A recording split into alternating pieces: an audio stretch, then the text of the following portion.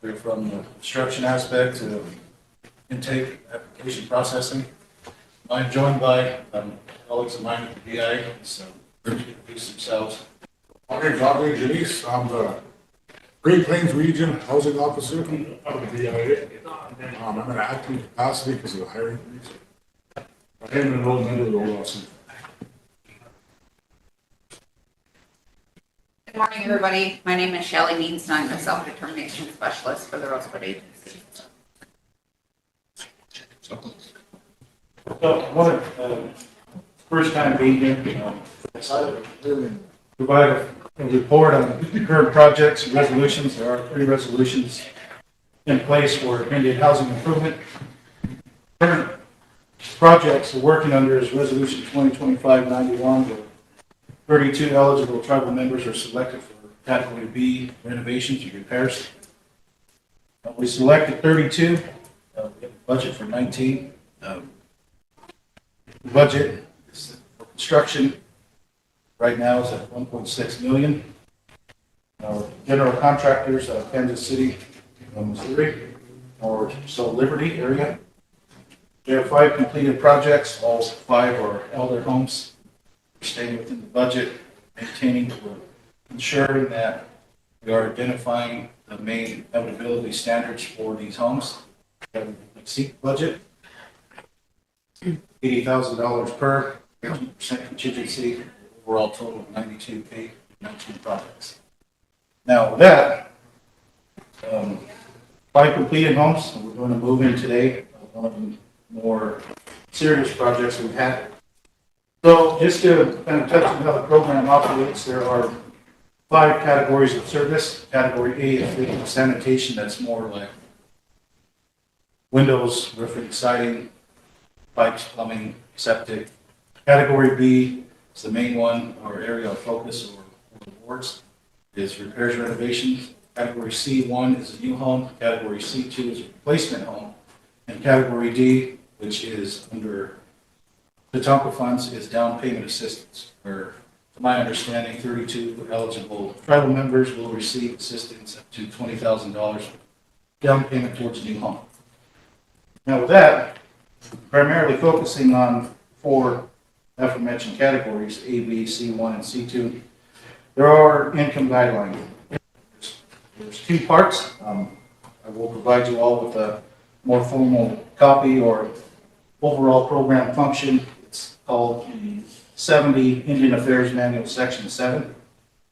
So income guidelines are pretty self-explanatory. It is an income-based program, so income guideline point schedule for lower 48, the max cap for 11 occupants or 12 would be $114,226, minimal for family size of 1, $23,476, and higher, so on down to full 12.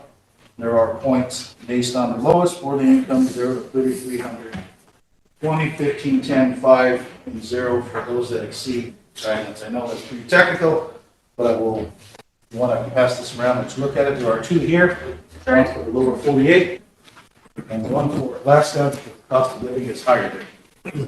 Mr. Chairman, can I pause you real fast? Sorry to interrupt. I just wanted to pause real fast. This is the first time that we are airing our health board meeting, so for the public that may just be tuning in, I just wanted to give us a little update. Thank you for joining us. A big special shout out and thank you to our IT department and our RC communications department for helping us with this request. It's an effort to better communicate with our people, to educate them along with a lot of our processes, and also for transparency and openness. So right now, you've joined us in the middle of our health board meeting. Unfortunately, we're almost towards the end. Right now, we have our IHIP director, Mr. Jordan, that was giving us the update. He's new to the health board as far as being where to report to this health board committee. We're hoping that this will be something we can tune into every other Thursday here, as health board meets the 1st and 3rd Thursdays of the month. Right now, Mr. Jordan was going through some of the updates on the IHIP processes, the completed homes, where he's at. I just wanted to ask him a real quick question before he jumps back in. Where could our listeners find that income guideline if they wanted to look up those for themselves? Yes, ma'am. So to clarify, the application is called the BIA 6407 Housing Assistance Application. It does entail the income guidelines. Just page 1 for the lower 48.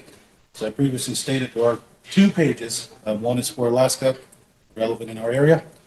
The cost of living income guidelines are different. You can pick up an application from the IHIP office, or you can print one that will be updated on the RST Communications or our tribal government website.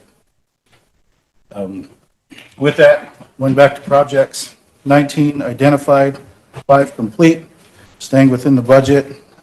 Contingency, as I previously disclosed. We are starting 2 more, kind of just monitoring crews, workmanship, performance. We are partnering with quite a bit of tribal programs. It is a very collaborative effort. Health admin, one of those programs that have been very assisting in providing alternative housing for some of our elders. So I just would like to acknowledge that. So thank you, Skylar, for that. You're welcome. Overall, total for HIT, there are 3 resolutions in place ratified by our respective tribal council. So with that, let's see here, I just had it down. So 2025-91 identifies 32 tribal members. The reason it is 32, we had the budget for 19, is if we ran into condemnation, we can roll down and keep going so we don't have to go back to council later. That's why there's 32 on that resolution. Now, 2024-265 recently ratified here by our council. There's 7 category Bs. Now, those particular projects have come from our housing authority, SWA Corporation, and those are in the process of, getting up and running here soon. Now, additionally, 2025-325, there are 3 category C replacement homes or new homes, and 4 category Bs, which will be repairs, renovations. Overall total for 33 projects under Indian Housing Improvement, 46 eligible tribal members identified, currently 5 condemnations, 41 projects on the queue. So it's my hope before December 31 of this year, we can have at least half or all of those projects complete. Right now, at these current 5 projects, it's averaging about 31 days per house. So crews are doing pretty good. On these completed homes, there are GAF roofing systems that are installed, and they are warranted for 50 years with a 25-year workmanship. The siding is warranted for 25. They all have installed mini splits, AC units. It's ductless, kind of like central air. Pretty nice. So, brand new appliances. Everything in these first 5 homes have been serviced and replaced up to habitability standards, which those entail, all the basics, as far as structural integrity, safety features, that would be smoke alarms, carbon monoxide detectors, weatherproofing, roofing, siding, windows, doors, utilities, electrical, sanitation, septic, plumbing, all of that. So now with overall projects, there is a tribal annual performance report to which the applications are generated into. That's how the TAPR identifies the points. Now the points that are generated into the tribal annual performance report, the TAPR, it's based on the income or information that's provided in the BIA 6407. That's the housing assistance application. Now with that, can I use that one? So this is one. The instructions are 3 pages. There's an important notice to applicants, and this is kind of just breaks down in a narrative fashion of what is required for your BI 6407 submission. 1, tribal abstract. You can obtain that for tribal enrollment. 2, income verifications, wages, income bank statements, or W-2s. Individual Indian money account information, you can obtain that with BIA agency office or admission. Housing verification, proof of ownership, title, or bill of sale. Disability verification, if applicable. SSA letter, verification of disability. Land description with aerial maps, you can obtain that at TLE or normally solo. Then we go into the income guidelines. And the housing application. Now, when I started in this position a year ago, I did find that there were some amended sections with the former oversight SWA corporation to where there were sections in there that stated if you owe SWA back rent, you do not qualify for HIT. I'd like the public and this board to know that is not true. The Housing Improvement Program is a service that's due to all tribal members, granted they are a member of a federally recognized tribe. You can find that information in the 70 IAM 7, that's the Indian Affairs Manual, that provides guidance and oversight functions for the program, HIT. Now, because it is a lot of PII, that's personal identifying information, confidentiality is a big thing. So authorization to release information, there's a form of that in here. Now, I am a notary, I can notarize it myself. I'm also a certified inspector. So with that, program is running pretty efficiently. I know that our council, and to make the board aware, there is some concerns of outreach. Now, we have recently hired a office manager. He is not here at the point, or at, right now, excuse me. Mr. Tokia Kilzensight. He's tasked with application processing and learned the tapper fairly quickly.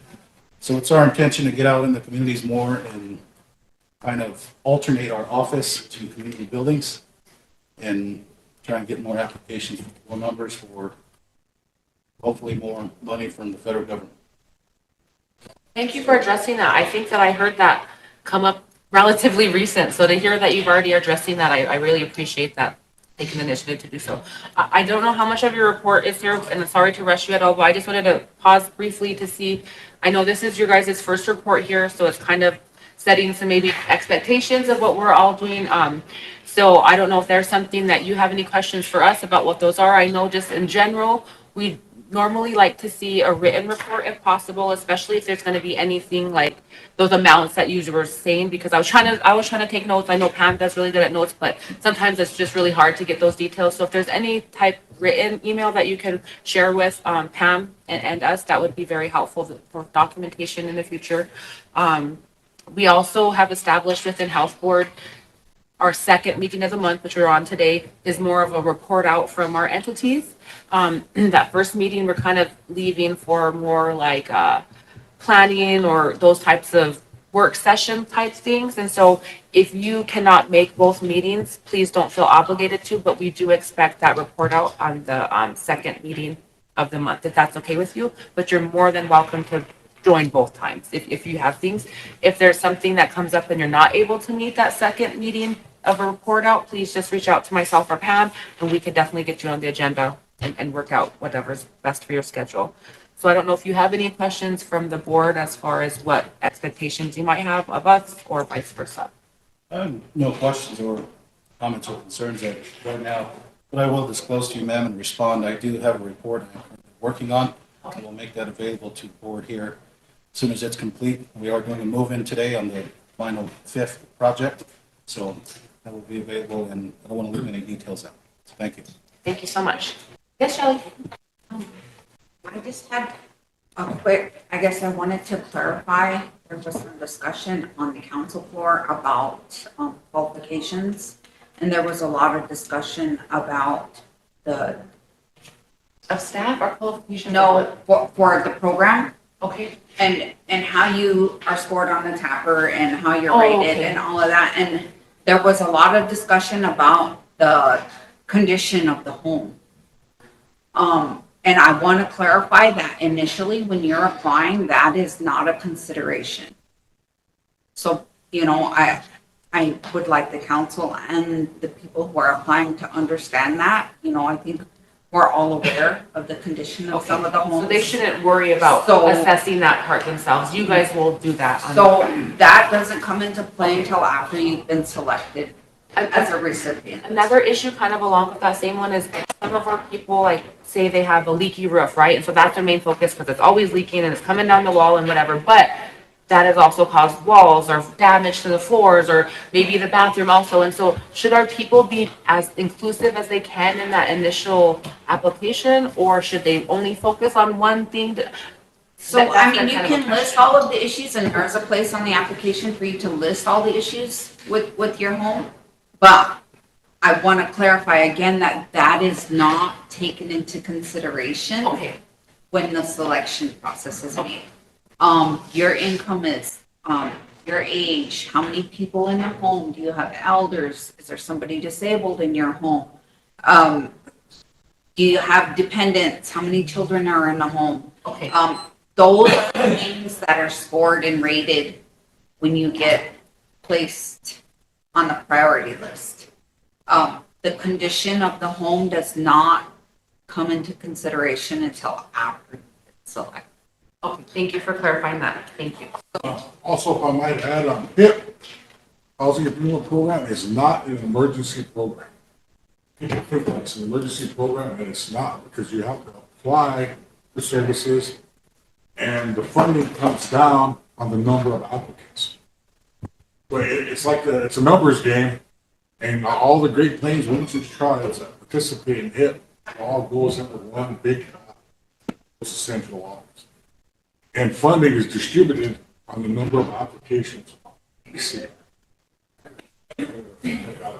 Thank you very much for that. If I may add. Yes. So it is, I get the office's intention to come to another council meeting to do like a mock processing of an application to our council and hopefully our public can get it on there and see how that works.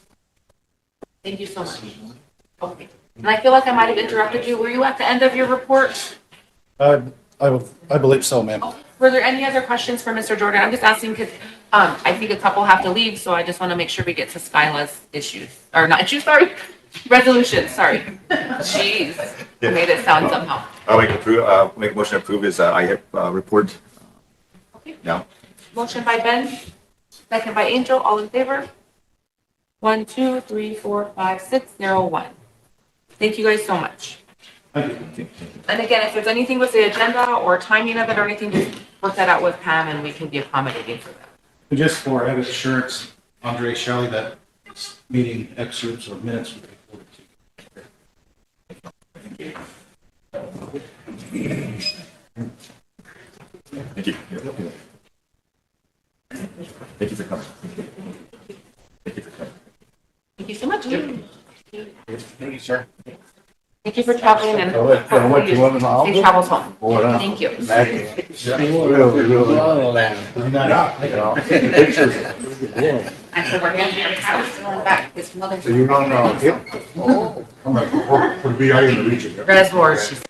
I never got to ask your question, but kind of disagree with the selection process the way it's run. You know, there's a lot of people out there, 80,000 is a lot of money. We could do like 2,000. Hey, it looks like health All and the prices of materials nowadays and everything. Materials really went up. That's all, you know, a long time ago, sheet rock cost $5. Everybody knows Steve. $28. It's jumping. welcome. Good to see you. Less than they're allowed, what's 120, so. So I want to start Well, you off know, I've been in construction 50 years, and renovate over 2,000 houses, so I know what I'm talking about. this one. You know, sometimes, the way it's going is pretty slow, but at least it's getting done, it's more. It's not that administration that's been for people. I don't think it's, Yeah, I'm so stuck for that. And I'm just 1 hour and a half away, and no issues, I can be right here. Not that fancy.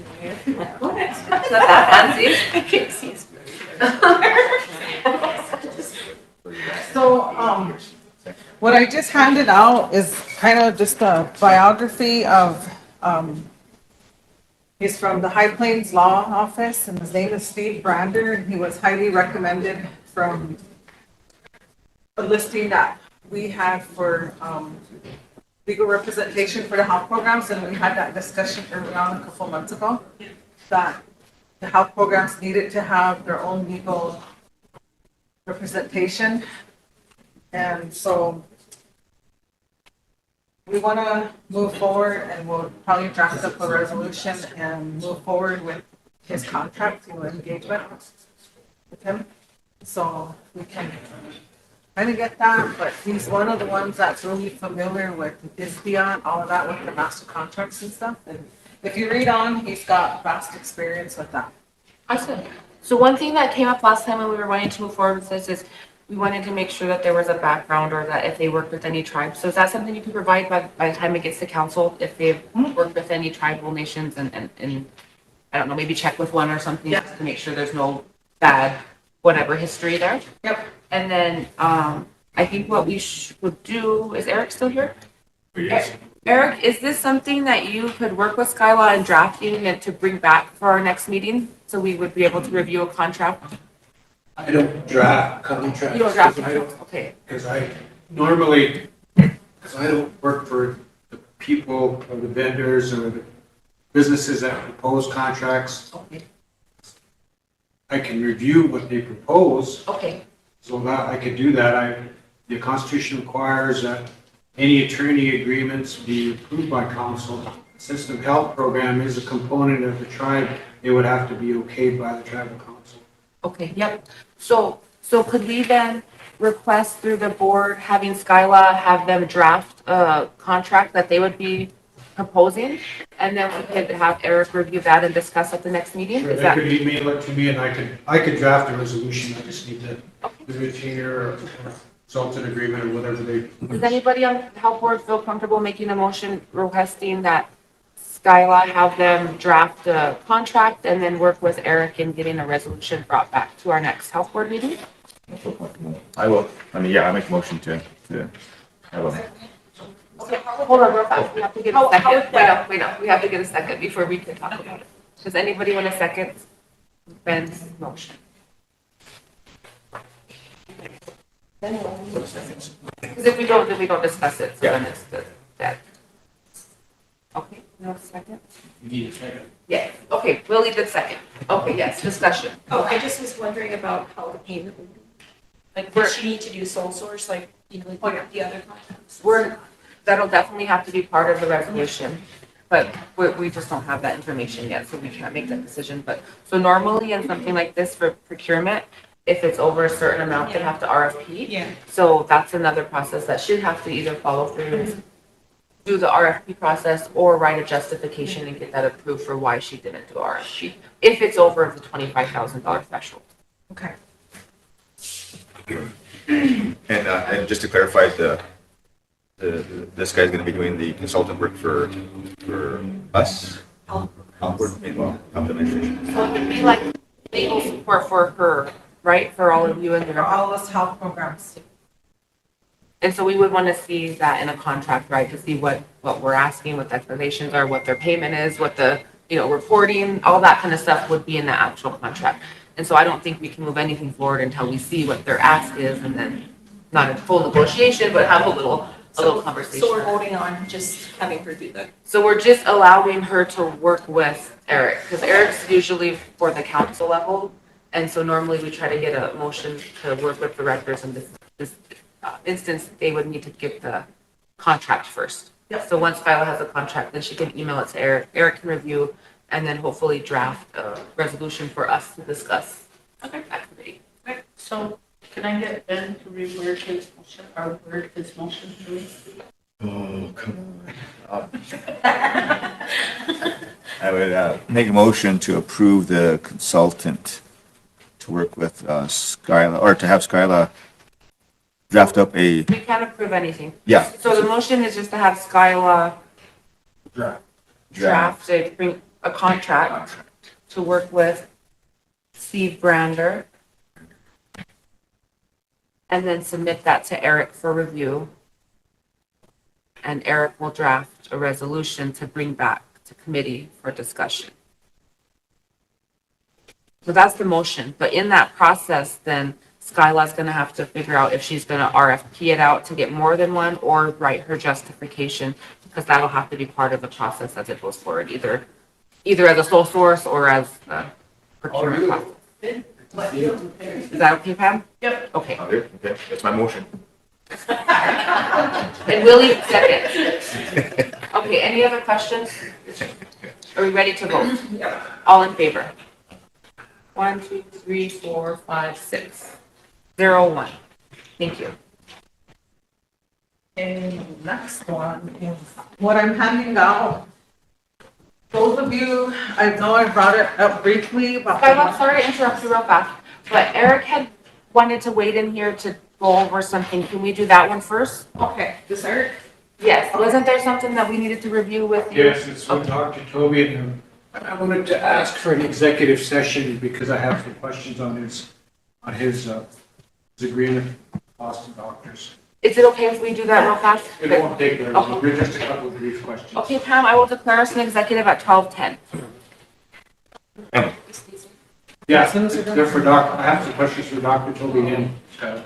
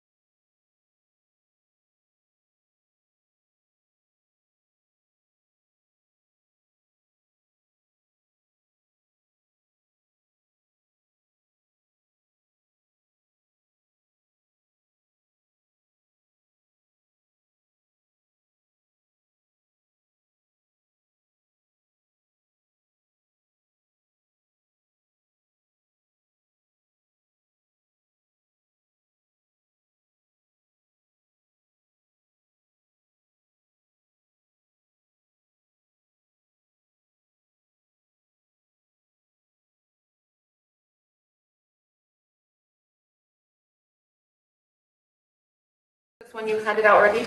Yeah, so those are, so what I was saying was that I brought up 105 Al lease there real briefly.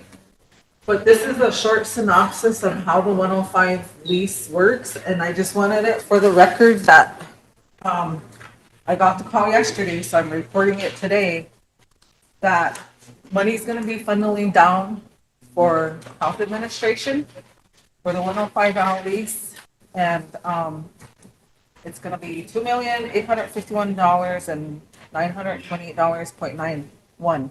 That will be coming down in a couple weeks after we get the contract and stuff executed and whatnot. Is that amount in this handout? No, this handout is specifically just to give you guys a short understanding what the 501 lease does. Okay. Could you say that amount for me real fast? I'm gonna put in the note.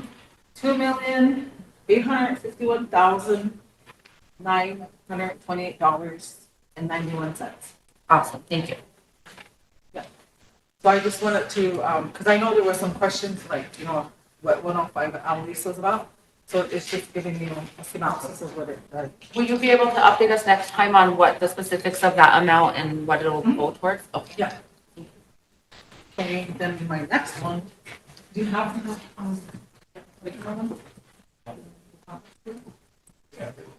Is it A or B? is it? You want to do Oh, that's the playground. This is the, for the baby room. Right. Oh, I have supporting documents. Okay. Unfortunately. Oh, yes. I'll go get it. Thank you. Sorry, Pam forgot to tell her. I snuck in the book.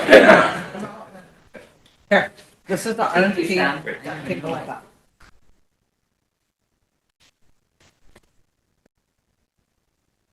Okay, so the next document that Dr. Toby's putting out is the behavior health.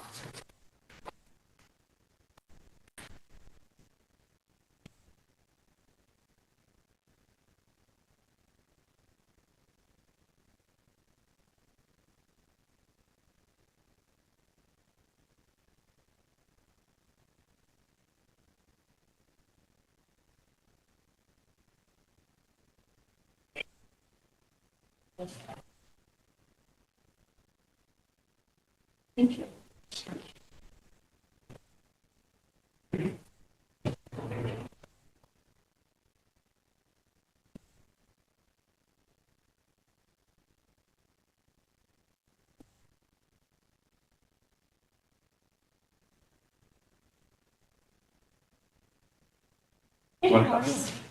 Oh, sure. You know, it's the first time I've seen anything on it.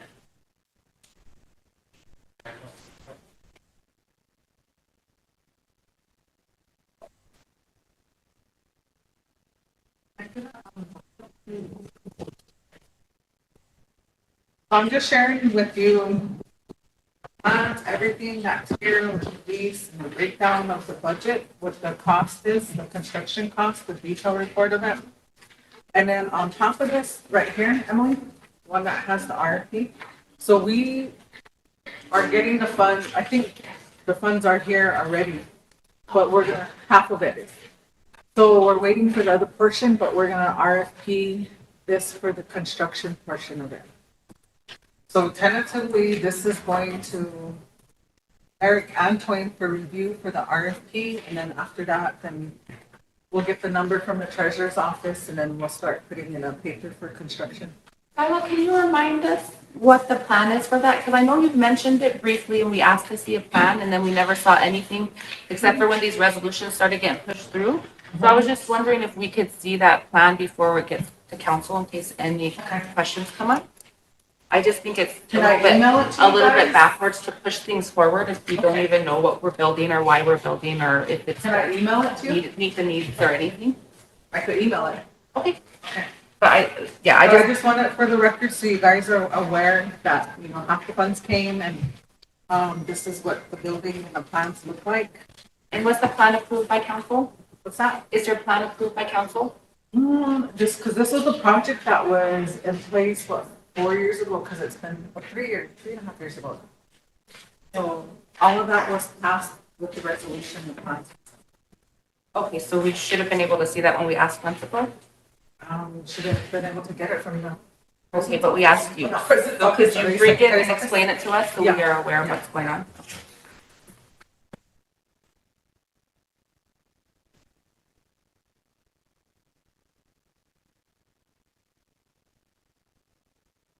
So these are just for updates? By plans, do you mean that the proposal that was submitted to funders or? Well, just anything. We've never seen anything. We've only heard mention one time that she's gonna build a behavioral health and that the funding was coming, and so we had all these questions like, cool, but what's the need and what are we meeting and how are we doing it? Because the same thing happened with our detox facility where they told us it was gonna be meeting the needs of taking some alleviation from the ED and all this and that. And when it finally came and happened, we couldn't open it because we had no trained staff. And the staff that we did have, we were giving them CPR training. I mean, that was the level of training that they had. So then the detox went from being a medical facility to a social detox. So it didn't really meet any of the needs that it was initially designed to do. So we were trying to alleviate that by being part of the process as it's happening. And so I'm just wondering, we have all this funding and all this amazing work, but the tribe's nowhere involved in this except for Skyla. So it's just a little bit, I don't know what the word is to know that there's some processes that are being bypassed here. I understand what you're saying. Thank you. But I want to correct something, because it's come up twice. The detox was never designed to be medical, because it was never designed to be a But medical. the way you explained it to this committee, Skyla, you specifically told us that it was going to help alleviate some of the pressure at the ED. And that's not possible because it's not medical. And so no matter what, they have to stay at the ED until they're medically cleared. So that was just miscommunicated to us. So the understanding was not the same as what you had, which is why I feel having conversations about it would get us all on the same page.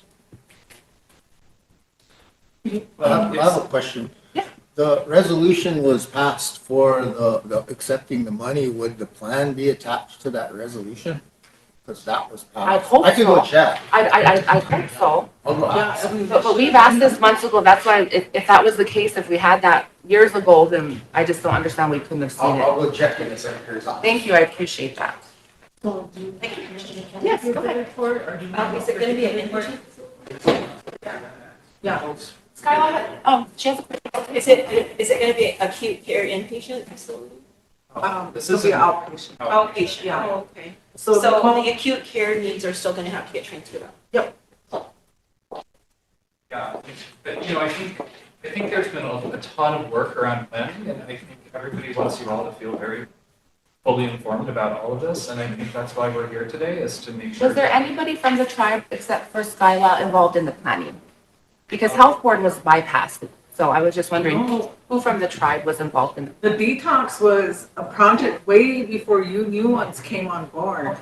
So it was like. Sorry, I thought we were talking about behavioral health. I'm Oh, sorry. no. No, behavioral health and detox was way before your guys' term. And it's a discussion now because it's taking this long for the funding to actually be secured. And then for the behavioral health.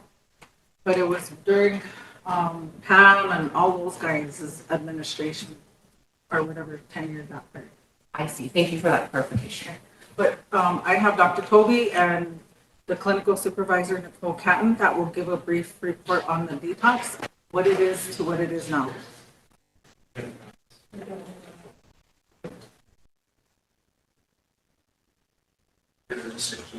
Thank you very much.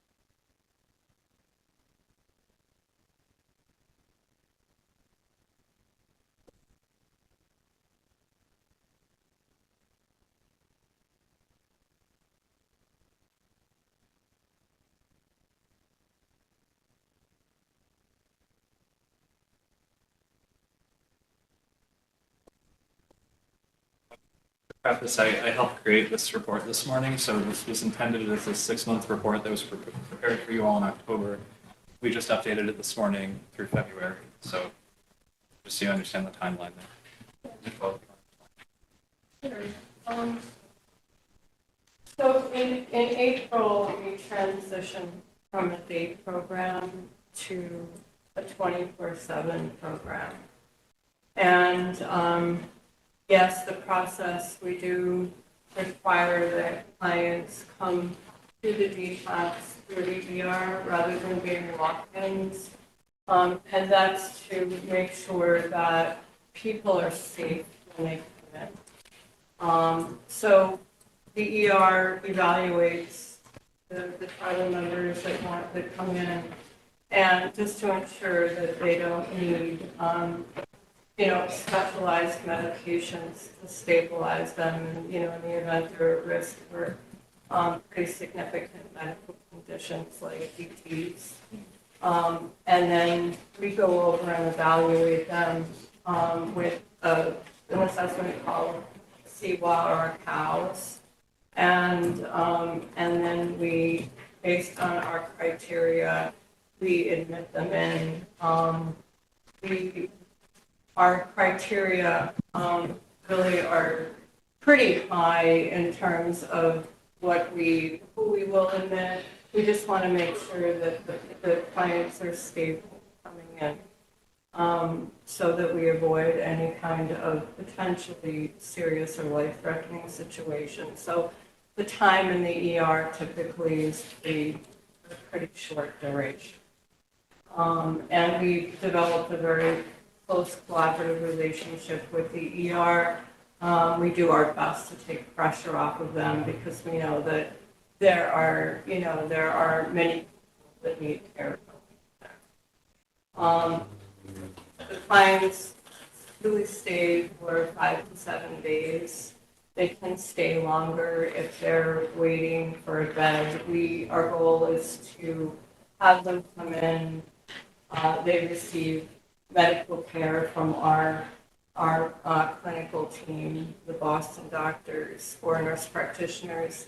I do a tremendous amount of therapeutic triage with them, and also a lot of that would include things like referrals to behavioral health. So when clients come in, typically day one, they're pretty tired and not feeling well.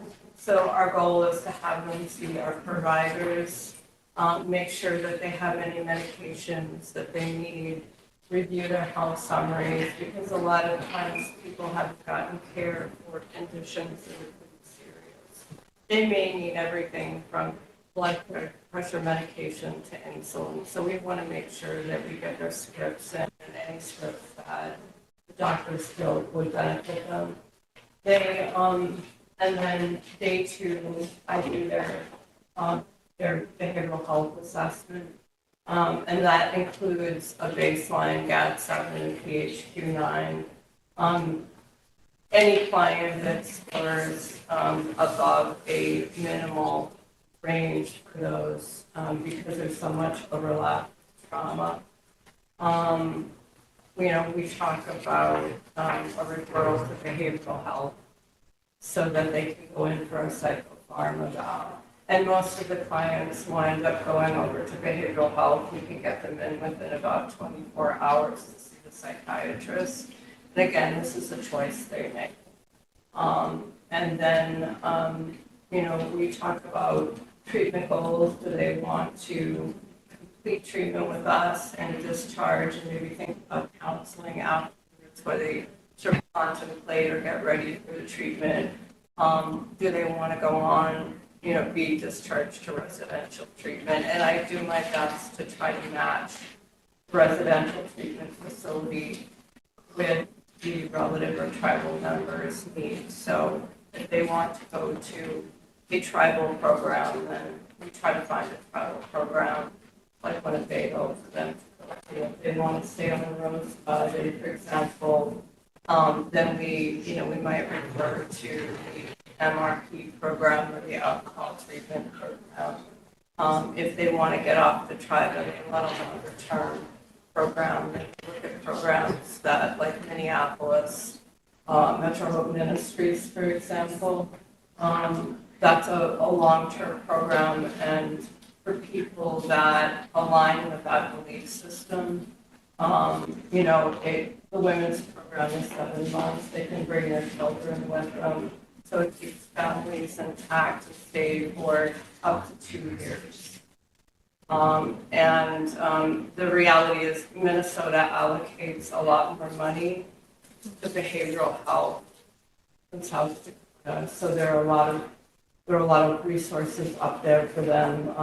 And the women's program is 7 months. Again, they can bring children with them, age 12 and under, so we can keep families intact.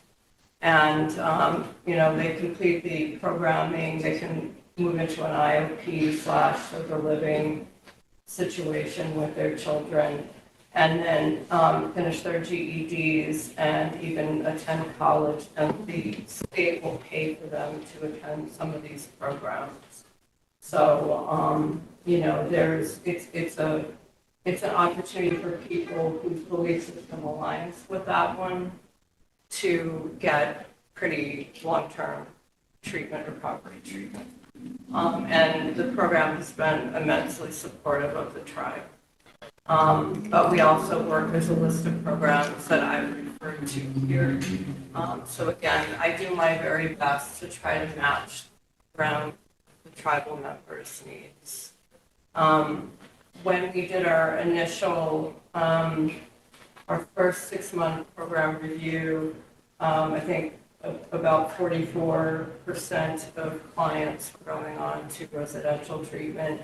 When I looked at data last night, that had reduced a bit. We had 8 out of 21 clients go between November and present, but that's still at about 38%.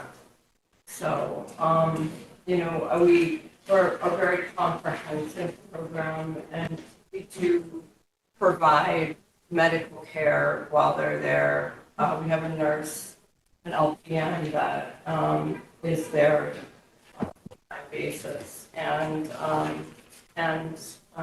the feedback we've gotten from clients has been extremely positive.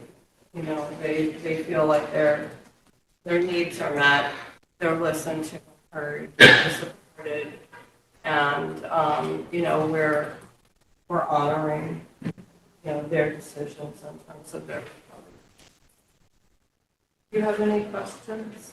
Oh, I just wanted to make a comment that, in my time working in the ER, you offer detox to people, but a lot of times they choose not to do that. So it's still their choice. Right. You can't really force something on people that they don't want. And so, Yeah, no, that's true, and we honor that.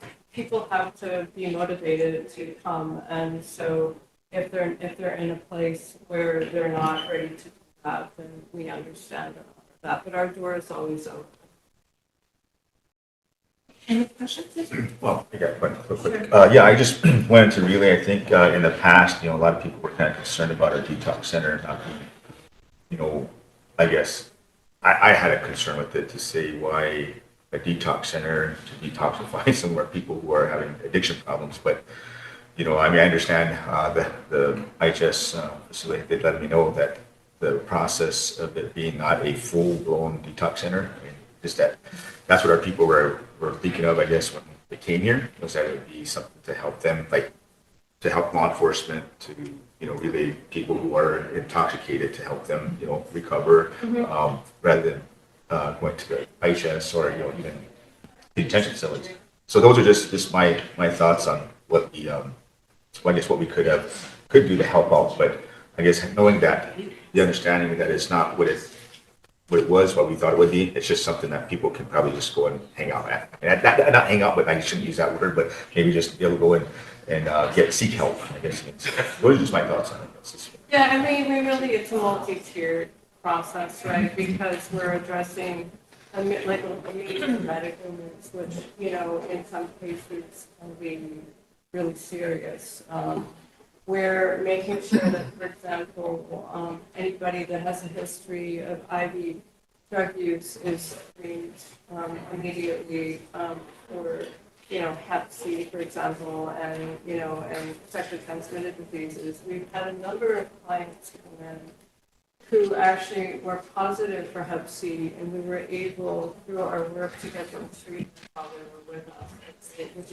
This is obviously a significant issue. So we really, I think we try to do our very best, and we have a wonderful team of doctors. We work with Dr. Toby's extraordinary in all of this, leading all of this. We really try to check all the boxes when it comes to not only medical needs and recovery needs, but behavioral health needs. So, and we're now using, for some clients that aren't ready for a myriad of reasons, maybe they have loved ones they're trying to care for, children who are in school here, they don't want to leave. We've extended our program into the Wachoni Wakan program. So what we're seeing is that we're able to offer like therapeutic support over there. So I work over there too. I rotate through there and also in the schools.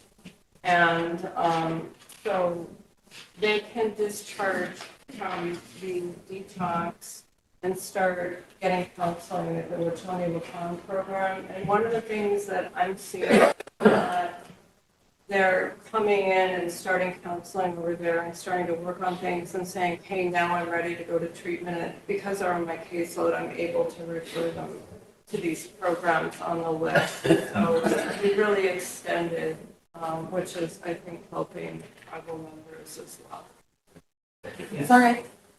I don't know who's first. I saw two hands over there. Steven. Arm wrestle? No, I'm just kidding. I'll just make a really quick comment. When it first started, I felt like Emily and Ben, like, oh man, this is what we started. But I assure you now that it's absolutely structured, totally different from when it first started. And you guys should go up and actually take a look at how they have it structured up there now. It is a volunteer basis. I think that maybe you can start getting into court stuff, but you don't want to make it too big. I think the only thing that I think would make it better is if you market it in the communities a lot more, because there's so many people out there that don't even know we have a detox facility that want help, but we'll be able to if we can get it out there in the communities. And that's one thing I think I can help Skyla with in those areas, and just go out to the communities and show the services that her office is providing. And I'm really excited about the things that are going on up there. There's some really good things that are coming out of her office, thanks to him and of course you guys in the council. Without you guys, none of this stuff would be happening. But this stuff was talked about clear back in 1999 when I first got on council, and now you see that all of this stuff is happening for the tribal members. It's really, really exciting. I think we have some downfalls on our part with transparency, with you guys showing where we're at with some of the construction, the timelines, our funding. Those are things that I'm looking at right now, and hopefully by the next month's meeting, I'll be able to bring all of that up to this meeting and share with you guys where we're at with all these projects that are going on, all of the funding sources that are through her program. I already had a meeting with Wayne. We're in good standing with all of our grants. It was a good meeting, but I'll put all of that on paper and bring it to the next meeting. And you guys keep talking about transparency, and that's exactly what transparency is, but it needs to go out to the community so that everybody can get these services. And it's really good. Thank you for that, Steve. I think that's important for everyone, but even the people that are now joining us to be able to, because that was all of our, is better communication. And that's what we feel is transparency. And it's not a hindrance for us, but it's weird, right? When we've been here meeting twice a month for a year, and then we just now hear about certain things like that. And then it gets brought up, well, your finance office is sitting on it for 2 years, or so-and-so is not doing it for a year. Well, neither is the department, because this could have been addressed. When we asked about that 6 months ago, all Skyla had to say was, hey, this was already planned for years. Here's the resolution. Here's the plan. It's finally coming to fruition because we got the budget, like that would have cleared up so much in like So 5 words, you know what I mean? I'll help her with that stuff, Yes, cause thank I you. understand how council is too. You guys are like spread thin, but every And time so you is come she, to like, a we give her community. everything under the sun, right? If it has to do with health, just give it to Skyla. So I really appreciate that she's hired you because I think that will help this communication here also. I see your hand, Jen, real fast, but I think Dr. Toby had something. Just very quickly, there were a few comments made that the detox center is not at the level that folks wanted, and I do think, as Mr. Denoyer just said, initially it wasn't open 24/7, but it is open 24/7. It is the second highest level of detox that's possible out there. It's a social detox program. It's just one level under a hospital. That's the medical 3.9. So, we can take pretty much anything you can imagine apart from an inpatient hospital stay. So I think some of this is a matter, again, of communication and desires and what the community is looking for. And I know we're all really eager to collaborate and make this program meet the community's needs and desires. So I just want to say that, this actually is a super ambitious program. It is the only reservation-based privately run detox in the U.S. So, you guys have the coolest thing on the block. So, just let us know what you're looking for. And that's why we're here talking to you right now. To do it. And, I think like anything, it takes some time to start up something so ambitious in a very rural place, but it is now up and running. It is accredited by the state as of last week. Working on getting a DEA license so we can have all the meds we need in the building. That's been submitted. So, things are really looking good. Yes, a lot of great work, but again, that gap of communication where we don't hear anything is what I think causes a lot of the issues. Jen. So, well, thank you for coming to present because we've been totally, I feel like we've been in the dark about the detox. We've heard so many stories from people. I've heard people, once they found out I was on the health board, they're coming and asking me questions and telling me their stories. And this is what happens. They were workers that were there. So we're like, what's going on? So I kept asking. That's why I asked Skyla, can I have your policies and procedures? Can we share this information with us? Because we're totally in the dark. I feel like I was totally in the dark. So this is the first time hearing anything about the detox program. You're there, you're working, and you're giving us the information, and so that's what we've been asking for on the board. That's what I've been asking for, and wondering what's going on, what's the situation up there, and can we go up there and visit? If we can, I'll come in and I'll stop, and I want to see the facility. Yeah, you're welcome. So thank you for presenting, because we've been in the dark, and thank you because I've been asking for information from her and bombarding her, can you give us this, can you give us that, and so if you're there to help her, you're gonna bring that information for us and share it with us so we're all on the same page. It's kind of overwhelming, but I'll get what I can for the next meeting. Because we've been asking for what programs are under you, what's your funding, there was an issue with one of the grants, are we going to lose this funding? It's been sitting there, you haven't used it, what's going on? And so all these questions, and so then if you're able to get that all in order and share that with us. All of that, I just didn't put it together yet. I'm still meeting with finance, making sure the monitors are on board with what she's doing. Okay. That's fine. Okay, so, it just slipped my mind just because I'm sitting over here waiting. So like what Jen said, a lot of that information, but one thing, and this is a lesson for me, Emily, and some of you council reps here, but I just assume that when Pam and I was, and I keep using her as an example because she was that last one. So whenever you councils are stagnant and you come in there like that, I don't know, I guess was under the impression that whatever existing, that somewhere with the secretaries that they educate you, new ones that come on or whatever. So I kind of was in that mentality that you guys were, kind of being caught up to speed for your new ones that came in. But we've been very vocal with you, Skyla, also that we asked her. And I've passed out that flow chart. She wanted to know what programs are under me. So I passed out that organizational chart. And I've been trying to keep, I kind of verbally been telling you guys, what was in pre-existing before you guys came on. And now that I have Steve, then that'll lift up some of those barriers, being overwhelmed. So we'll get those reports too. But I was going to tell you that before you go up to the detox, you need to call up there ahead of time because you can't just walk in there because they have clients there. Yeah, but we can if you let us know, we can make sure that we're compliant. Very strict. Yeah, it's good.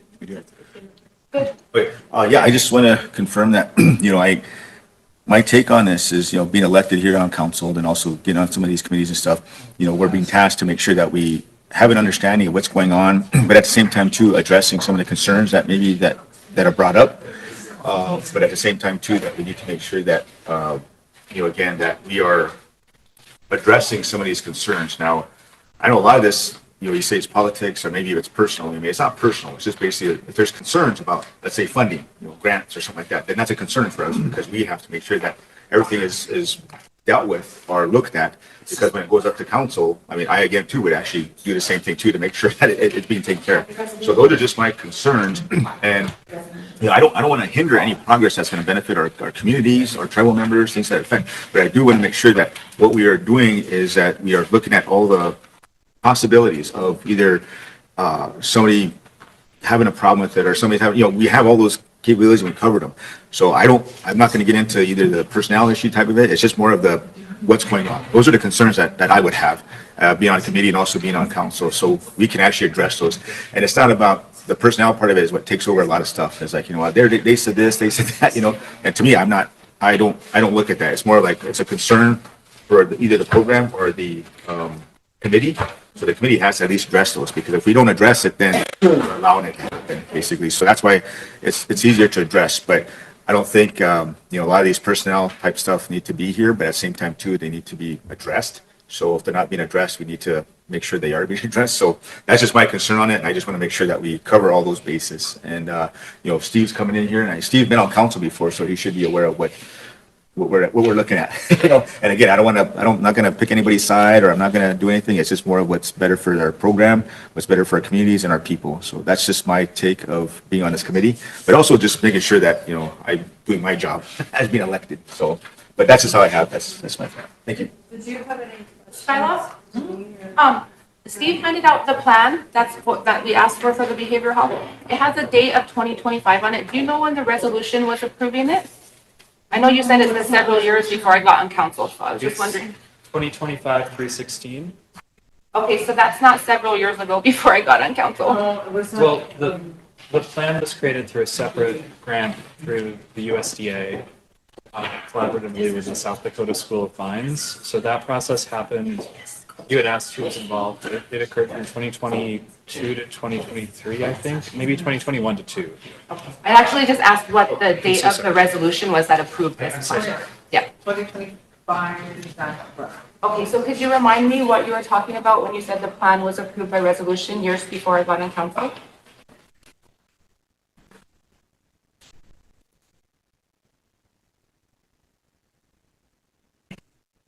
I mean, I'm just trying to get to the bottom of our communication issues, and I thought having Steve here and having open communication was gonna help that, but I feel like you just told us something that wasn't true, so I'm just trying to clarify.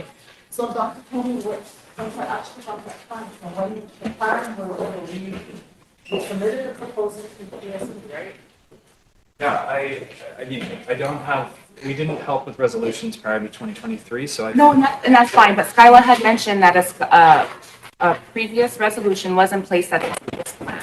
So I was just asking for a copy of that, and then what we got handed out was this proposal plan for the grant funding cycle, which has a date in 2025, which I've been on council. So I was asking for clarification about the statement that you made when I was asking, and you said, no, this was planned way before you. We just now got the funding to implement it. So that's why I was wondering if we could see that original resolution that approved the original plan.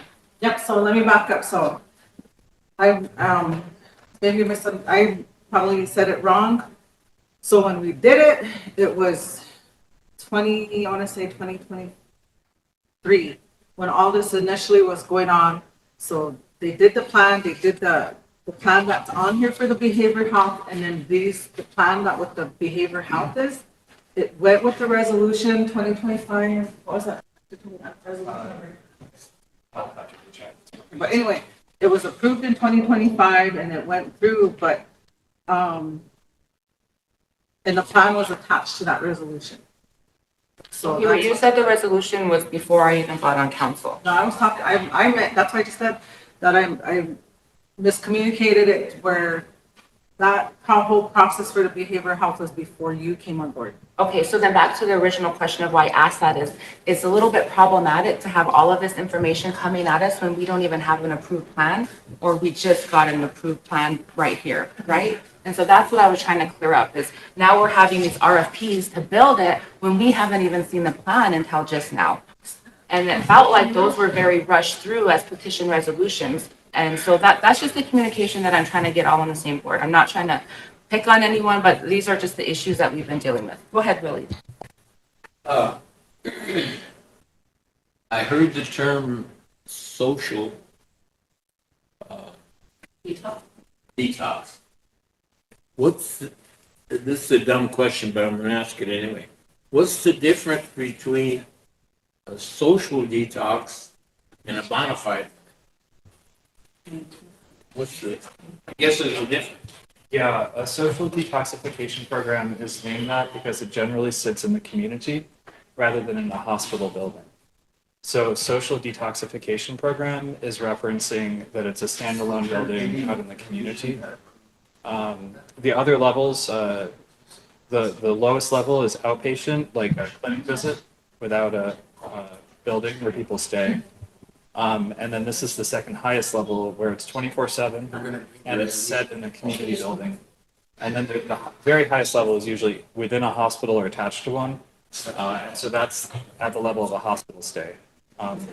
And so, you know, if you were getting into like very severe alcohol withdrawal, you'd have to be hospitalized. So that last level isn't possible outside of a hospital setting. And this is the very highest level outside of that with 24/7 services based in the community. That's the difference. Thank That answer you. your question? The other question I had, the other thought was, we were talking a few minutes ago about new council people coming on in the middle of, you know, we have things in the works, and new council people Yes. come on all the time. I think for those new people that come on, it's probably up to them to bring themselves up to speed and stuff. Maybe take the initiative or the time, do the legwork to go, you know, see a director or see a program and find out what's going on. Because you're new, you're just coming into the council, so it's really something I think new council people should do, is go around and bring themselves up to speed on stuff that's going on and happening. Can't really just sit back and wait for somebody to come and tell us. We have to kind of take the initiative to go see what's happening and make ourselves aware. So, just a thought. Thank you. And I just want to add to that I feel this committee did do that. Like, I felt like this new committee had been asking questions since the day that they got on here. I felt that we've asked motions to do research, to do that. We've actually tried to work with the departments, and I was told on more than one occasion that I'm micromanaging, that I'm not allowed to directly work with those departments, that I have to work through our president's office. So I appreciate what you're saying. In theory, that sounds really nice, but that's unfortunately not our reality. Thank you. Just really quick, I understand that when you come to a committee or even the council, that stuff has to be packaged every single time because you guys have a lot of things to do. And the stuff that I've been working on so far, it's kind of scattered all over. So I'll get that together for her for the next time we come down so that we're prepared and you don't have to have this kind of discussion because you're not being progressive, I feel. But I think that's where I can really help Skyla and the committee on being transparent on what's going on. Thank you for that. Yep. And that's where we've been, is because we keep asking for stuff and then new stuff comes in that we're like, wait, did we see this already? Or new resolutions come through and we're like, wait, what is this? Or we feel like we're being bombarded by 10 resolutions and what is this now? And it's something new. And don't get me wrong, you're doing great things. You're getting out there and you're finding all of this stuff. But if you can at least, like, and since you're there now, so hopefully we'll be able to see it. What's all under you, or what do you all have on your plate is what we keep asking. And so it's nothing new like this, like, what is this? Where's the plans? It feels like it's getting pushed through. A couple of them felt like they were being pushed through, what is it, petition resolutions, and I know that's probably frustrating. That is frustrating if you don't know what's going on, and then you find out that something is happening, and you're like, we didn't see any of this. None of this came through, and health board's been meeting consistently. So there's no reason for you not to bring it to committee to be approved and then sent to council, because it just makes it more frustrating for the council if they don't know what's, I can understand that, like, they don't know what's going on. You're like, why did it go through committee? And then they look at us and we're like, yeah, we're here, we're meeting, so I can see how that's frustrating. That's Sorry, fine. I said, sorry, From Skyla. here on out, we'll move forward, and we'll be as transparent as we can with this stuff, and I'll help. I know what council needs, so I'll help Skyla package that stuff up and bring it to the committee, so. Thank you. I have it's just a suggestion, and I don't know, because it has to go with your guys' ordinance, but healthcare has so many moving parts, and that's where I'm at with everything. And I wish that you guys this committee could meet every week instead of every 2 weeks. Because I have a job Monday through Friday, and then once I set my mind to do something, I just want to go with it. I'm on the move with it. And it's really tough because by the time I need to get to committee, I've already probably bypassed something that you guys should have been probably well aware of or whatever, but I still have a job to do, and it's hard because it's like I almost have to be on idle until I meet with the committee, or I've been time, there's a time limit or time sensitive, and then we have to go to the president to get the petitions done because of, time sensitive for some of these projects that we're doing or the grants. And it would be really convenient for health programs such as us that we meet every week, because like some of that doesn't conform to what we're doing. Council meets twice a month, health board meets twice a month, but I just think that we have so many moving parts that it will really be beneficial that we could meet every Thursday or whatever. But I mean, that's just the dream. I appreciate that suggestion. I just wanted to offer, some conversation, because if we meet every week, then I would feel like that might not allow you enough time to do any work in between. And what I was assuming is that you have dates, so you know when things are due, when timelines come up. And so there might be an emergency here and there. But what I've been seeing in the last 2 years is petition resolutions is the go-to. For example, some of these petition resolutions that went through were from April. And then it was told, well, we couldn't get to committee, but I have documentation. The Skyla's at our committee meetings, and why weren't those types of things brought? And then a week later, after that meeting, a day before our next meeting, another round of petition resolutions came in. So how could it have been so emergent in less than 2 weeks where it couldn't have waited till the next day, or backdating for over a year? That's not a timeline. That's not a petition resolution emergency. That's mismanagement of our time and our resources. So I have a question. I don't like petition resolutions either. It doesn't give people time for discussion, and that's what resolutions are all about, is discussion and debate. But what would be easier for you, like if we had a resolution, does Skyla email that to you guys? Would you rather have that? And then if you're missing something, you can just give it back to her and say, we need this, this, and this, so that when we do come to the committee, you have a full package. Not only having the documentation, but like, for example, we get almost all of the resolutions. We'll say we're approving a contract and there's no contract approved, or we're approving a budget and there's no budget Those are approved. simple fixes. So those are things that we would assume are fixes, but it just seems really rushed and haphazard and whatever. So another thing is what sometimes, and I understand why you do this, right? You have to delegate. Sometimes we'll ask a question and she doesn't give us the right answer or the correct answer, or she doesn't know. And so we can't move forward without having information.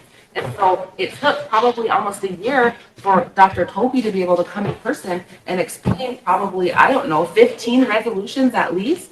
And they were really simple and not simple, but they didn't take long discussions for us to get on the same page. But when we couldn't get a straight answer from our house administrator, it became problematic about, do you even know why we're pushing this, or why are we pushing this through, whenever whoever wrote the grant or whoever's going to implement the actual work should maybe be at reporting, or should maybe be available for committee, so that that's not a hindrance, because then it just snowballs, and then pretty soon it's 6 months down the road and we still haven't gotten an answer, pretty basic questions on these grant applications. And so then it does become an emergent situation because then they're up against the deadline of that, when it would just have been addressed 6 months when it first initially came to committee. I understand.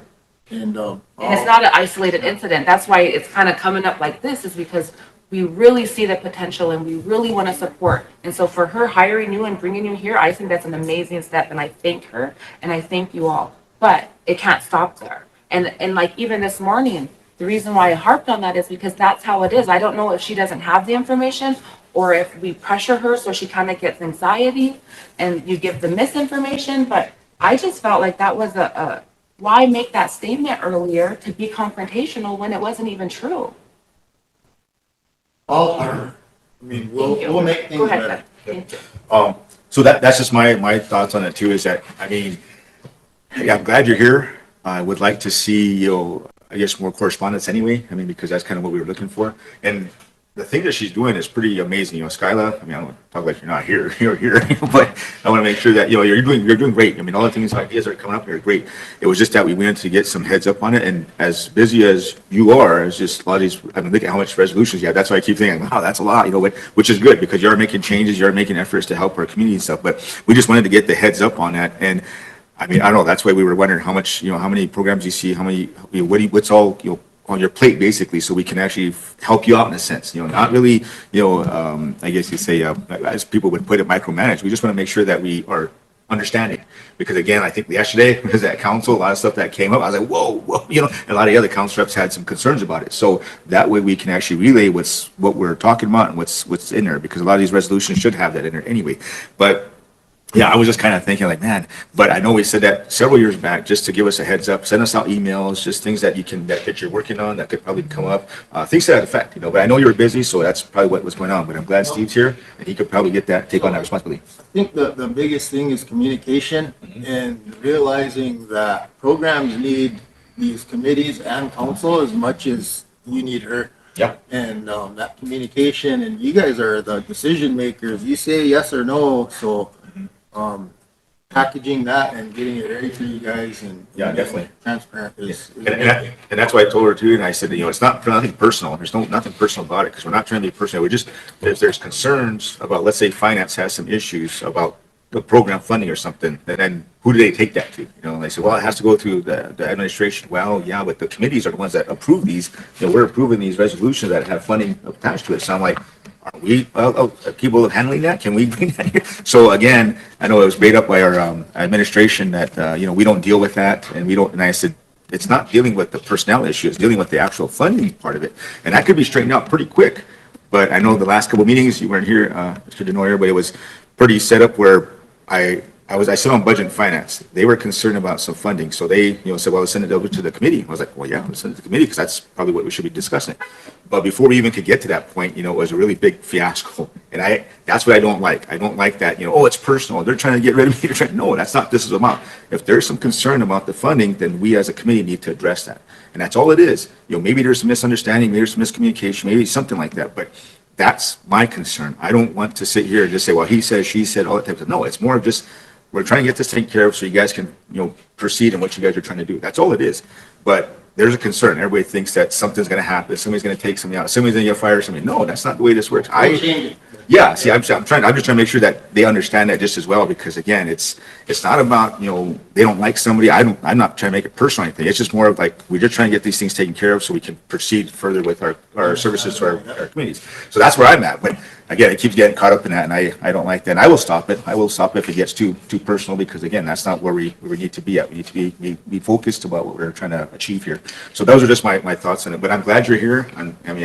I pray that you're going to be more I guess, transparent, and also letting us know a lot about stuff. So I'm looking forward to that. So, good. Thank you. Real quickly, I know we off on a tangent. On this RFP that you guys handed out, does that need action from committee to move forward, or can you guys submit that RFP? Is this just for information? Yeah, it's just for information, and then I gotta send that to Eric to review to make sure we have everything that we need to put in there. Great. Thank you for that. And that goes along with the one that they just handed Yeah, out. then after he's done reviewing it, then it's gonna come back to you guys. Thank you. Okay. But Emily, one thing I wanna make for the record, and it's been taught and I keep using Pam as an example because she was on that administration, but that last year, they made a motion, health board made a motion, to put the homeless shelters under social, was it social services? Yeah, social services. Okay, but that never happened. But now, and I feel, I mean, I've had the mission shelter for 14 years. And, well, no, actually 11 years, sorry. And then the Rosebud shelter for 5 years. But that motion can never go anywhere. And then I actually advertised a coordinator position because that needs to just be a standalone or put under the president's office or somewhere. But, I know we tried to talk about that, and there was even motions made at committee for you to bring the staff of the homeless shelter down to a committee meeting so we can meet, and you never did that. So maybe if we could reaffirm that motion and elevate that conversation again, because we are still getting ongoing complaints about that, and it's hard for us to address. When the last time we brought it up, you told us we were micromanaging your staff. But I really feel like that does need to be a conversation. Does the whole thing need to stay under health administration? Can a portion of it stay under health administration? Should it all move? And then if it does move, where does that go? I agree that needs to be a conversation. But I just wanted to reiterate that we did try to have that and made motions from this committee to do that. The only part that we wanted to make sure that we're understanding is there still may be a need, like your post after treatment care, like that's still a form of housing, right? And so there's even the possibility of having these shelters that we're talking about, these detox type shelters, or some of the stuff that IHS has offered examples of those types of things. And so that type of housing, I feel, should probably stay underneath health administration. If you don't feel you have capacity, yes, by all means, propose a delegation reorganization where you have some heads that can oversee that and absorb that from you. That's literally what we've been asking for this whole time. That's why we wanted to see what is your organization so we can help you, not tell you what to do or, whatever. It's so that we can support, but there's no way that we can support if we don't even know what your total task. Because as far as I know, prior to me getting on council, anything that had the word health or anything that had anything to do, Skyla will handle that. Skyla will handle that. But I don't feel they've ever supported her in reorganizing or restructuring so that it can happen, right? And so again, that's why I said, I don't know if you feel when we ask that you're feeling that pressure. I mean, I probably would, you know what I mean? So I just want to, I don't know how else to say, we're here to support you, but we can't do that if we're approaching a wall. You know what I mean? But I will say one thing, and I discussed this with the treasurer a little bit because it's a funding issue, and that is funded 100% under the general account.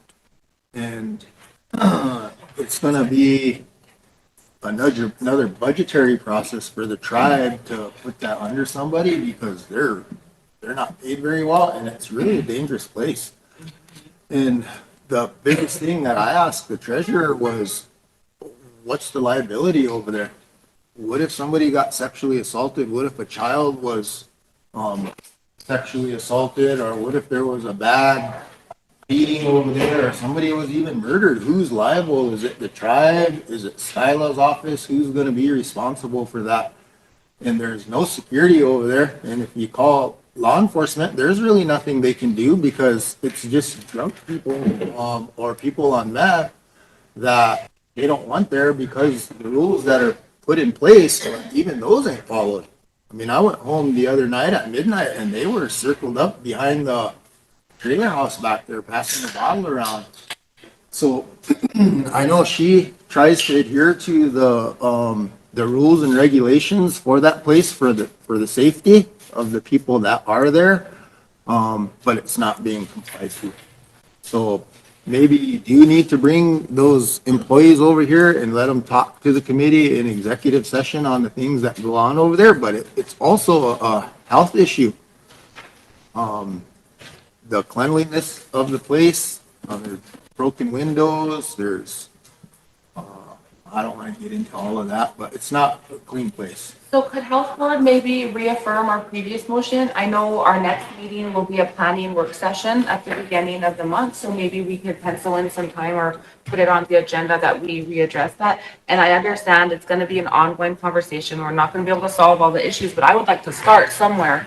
And I feel like being able to meet with Skyla and the staff in a setting where they feel it's a work session, not a like this session, I think maybe that's why they didn't want to come. I don't know why there was no follow-up there, but we did try, and I think because nothing happened, it might have just fell from the priority list and just got forgotten somewhere. But, we did try to come because I was looking for the text when I notified Frankie and Gayla, but it just so happened, I don't think there was a quorum that day. Yeah, so I was wondering why we didn't come the next But, day, or the Emily, next day, or the next. I know Ben has his hand up, but Dr. Toby's gotta catch a flight, but we have all these resolutions. Okay. So now that we have all of these, and I'm hoping that this is the last of it for a while. Thank you for regrouping us, Dr. That's- Toby. that's I was okay. trying to do that earlier, but I'm a good tangent thrower. Thank you. We can take Plan A. Well, I just wondered if we can get a, that we were trying to do on the dental place, what was that called? A survey maybe, or Assessment? assessment on the shelters? I think we can add that, I need to use the restroom room, Pima. I have to get the contact information to Eric so we can start drafting it, so I'll follow up. Maybe even that, even the IHIP people can actually go and check it out, just to get us what's going on with it, just in case, windows and roof and stuff like that, 'cause I mean. He's a certified inspector. Yeah, he's a certified inspector. I can ask him to go do it, I guess, because that way it'll give us an insight of what the conditions are like over there, and then of course we can, again, if the health administration is taking over, then I think it's the responsibility that they should be helping to keep it up, or so we have an idea what to look at, what we can I fix. added it to the notes, so hopefully when we have that working session, we can address that a little bit more. Perfect. Thank you, Dr. Toby. Which one do you have first? So there are 3 resolutions that were previously referred to council from health board that then there was discussion at council to bring them back to health board. So that's the first 3. So this will probably be pretty quick, and I don't think they need to be voted on or anything. Please correct me if I'm incorrect. But this first one is that zero cost contract that Mr. Antoine called an executive session about just now. It was already referred to council. And so this is a zero cost physician services agreement with Mass General Hospital, where I'm from, to provide the public health services and general support to health administration. And it has more attachments. Or actually, this one just has the PSA attached to it. It's changed from last time. And so Mass General has been working with the tribe. Do we have a long history of working with Mass General? We've had a memorandum of understanding active since, I think it says 2018, is it? And we're still active underneath that? That's correct. Yes. I know I wasn't here at the meeting yesterday and I was getting all these texts and I'm like, I'm so sorry, I'm not even at the meeting, I can't help you. And some of the questions came up like, in addition to what's going on as far as, one of the questions that I got was, do we still have a teaching hospital relationship where we're one of the hospitals that's kind of the relationship, right? Is you have students or Yes. who need that. Okay, so that's still going on. Then I also got somebody asking, are we still doing research? And it seemed like there was a lot of publications that were coming out of the work relationship there. And so I was wondering, have those processes went through our local IRB, or were we able to get research publications without having the tribe's involvement? Yes, so I I am an academic physician, so my institution cares a lot about research. I personally do not care at all about research. I think research out here is, as Ms. Eaglebear likes to say, extractive and unhelpful in most cases. It can be, and there's a history of that. But the reason why I'm asking is because research can also be utilized to provide data to go after funding, to change policy on our level and other levels. So although I'm not particularly fond of the R word, if it's done appropriately and protective, like through our IRB processes, I think it could be really beneficial for our people. So on one side, I was really excited to hear, hey, there's publications involving our people, but at the same time, I was like, how did our people not know, or how did the tribe, or maybe they didn't, I'm just not aware of that. So I just wanted to ask, since I was reading up on this right here. Yeah. So the only thing that I've been involved with in terms of research, I'll just explain quickly if that's okay, is back in I think about 16, my department chair at my hospital spoke with the health director of the time, and if I have my years wrong, please forgive me, but it was Evie Espinosa. And Evie had said at the time that she really wanted there to be some research and work around end-of-life care and serious illness. And so that led to a grant through Great Plains Tribal Leaders Health Board that worked here, Pine Ridge, and Eagle Butte. And I've been involved in, I think, 2 of the publications that came out on that. they do not mention the Rosebud Sioux tribe. They went through all the appropriate IRBs.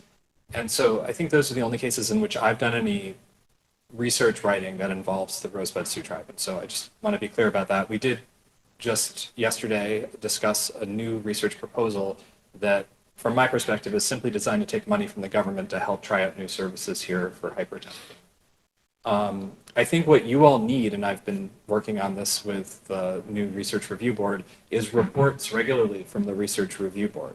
So they've already developed a report. I know they want to give it to you, and I think it's just sealing the deal where they're coming, and maybe Mr. Denoy or others can make sure that that happens at the next meeting.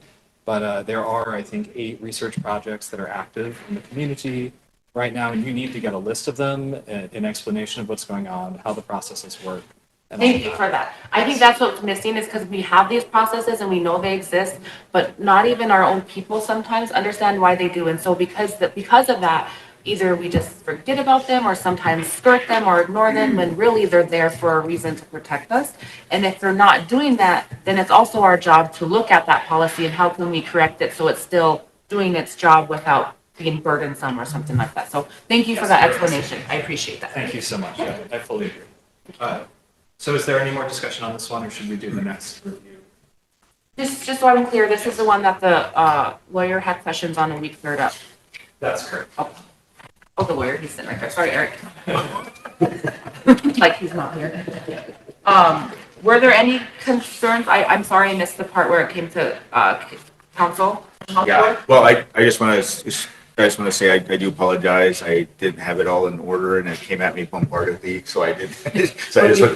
I know. I was trying to figure out what I can do, and I was like, send it back to committee. So I do apologize. These are things that are getting repeated, and I do apologize for the committee. But I also want to make sure that we're all clear on that because again, some of the council reps did have some concerns about some of them. And again, it's probably the same questions we had here, but it wasn't addressed. So I was just out there, so I do apologize for that. No, that's fine. I threw you the last minute. I wasn't sure. I thought I was going to be back by noon, so I thought we could get to it by noon. And Skyla had a different timeline that we needed to meet, so I'm glad it worked out. Okay, so this one we are good on moving forward. Do we need to reaffirm? Basically, it sounds like if we already have action from committee, it's going to come back up on council, and then we have to say it was clear already at committee, and there's no other issues. Is that your understanding, Pam? Yes. Okay. Yes. And Eric, you were able to address the issues that you had on this one? Yeah, my questions have been asked. Okay, so the only thing that I would want to clarify is one of the things, and I can't say too much because it was discussed in executive, but there was a follow-up background that we wanted to look in a little bit more about some of the funding structures. And so if that's something that we can make sure and do before we continue any long-term. Yes, so Okay. would a financial and programmatic report from the foundation be sufficient for the I think so. I don't know if they're like a nonprofit or foundation, they usually have to do those types of reports anyway, and so I'm assuming that might be in there, but I agree, like, we just want to be I'll good request that from relatives. them as soon as I have them. I'm Thank you sure for they're that. very confident, sure. Thank you. Thank you. Okay. Here's the next one. This is the playground chair. There's still 6. Outlet, okay, thank you. They came late, but I hate it. They really have to. That's true. Stay warm, it's cold out there. It's snowing.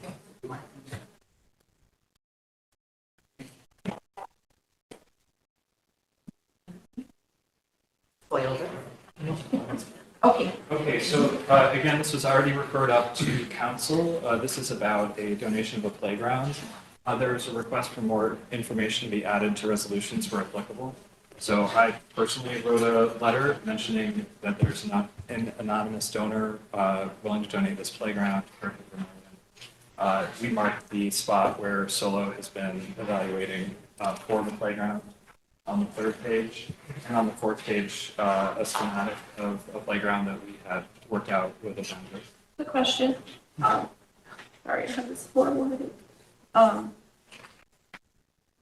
Is the playground location already within a current lease, or will we need to modify any leases to ensure that the land status is secured? A modified lease, which is why it's taking so long. Okay, and so you're already in the process of that? Do we need to address that? You're already doing that? I Okay. mean, it's been a year, but, I'm also on the Land and Natural Committee, and I don't remember seeing a lease for it, which is why I'm asking. Maybe it's already happened, but if there's anything that we need to do to address that, I think that, I don't want that to be a holdup. I met with, Paula yesterday Okay. and that process is done already. Oh, okay. If you need more, or if she needs the agreement or whatever Yeah. is in place, I'll get that for her. Perfect. I just wanted to make sure that wasn't gonna hold them up. It looked like they might even needed to modify that We lease. a little bit. specifically talked about that, that's why I remember it. Perfect. Thank you, guys. Any other questions on this one? So it's on the campus of the hospital? it's right behind the current health administration building, on the Okay. hill. Yeah. So it's near, the idea is to give the health campus a playground. I can bring them Well, out. that's another reason why I wanted to make sure, because we do have several leases in that area. Under her So I want to make sure that we're within our boundaries. office. So I don't know if that's something that we need to clear up before that or how that usually works. Because I know normally if we're gonna put something on there, you have to have the lease secured. So I don't know if we need to wait until that modification happens, only because what if that portion is already in somebody else's lease, then that lease is gonna have to be modified and whatever. So I could bring a map the next time. She did give me a map yesterday Or that just- outlines IHS's stuff, ambulance services stuff, health admin stuff. It's all outlined in there. And I know that it was modified specific for this playground because she talked about it. Well, maybe if you can just have that before it goes back in front of council again, just have that attachment that shows, although it's adjacent to this lease, it's not gonna overlap or something like that. Okay, thank you guys. Just probably get that copy of that to the secretary's office so they can attach it to I'll leave it. Yeah. Yeah. Map and lease. Because I think IHS just had to do their lease recently when they were doing their fencing issues also. So we should have accurate leases, I hope. Yeah, Eric, go ahead. One quick comment that if the donor wishes to remain anonymous, I don't know how important that is for the playground going forward, but I would make sure you're comfortable with whoever the donor is, so you don't That kind of goes, find out who it is and decide you want to remove the playground later. It's gonna cost a little more Yeah. if you decide you don't want it. it kind of goes with our earlier conversation that we had, I think, about doing that background check. And the only reason why I say that is, you know, we all know what the state of the world is right now. And I think being good relatives is also not taking money associated with that type of things. So I think that's the thing there. So of course, we never want to turn down a playground and we never want to turn down free money. Of course, they're making a partnership or ally, but we want to make sure that that's a partner and an ally for sure. Yeah, we can work on that process to figure out the best. Even if that's something that the lawyers have to just, you know, something and it doesn't become public that way, that's fine. I mean, if that's something you guys could work out so that that's not a holdup on this. I will make a note though, so when it comes up in council that we make sure that that's been addressed prior to. So map and lease agreement?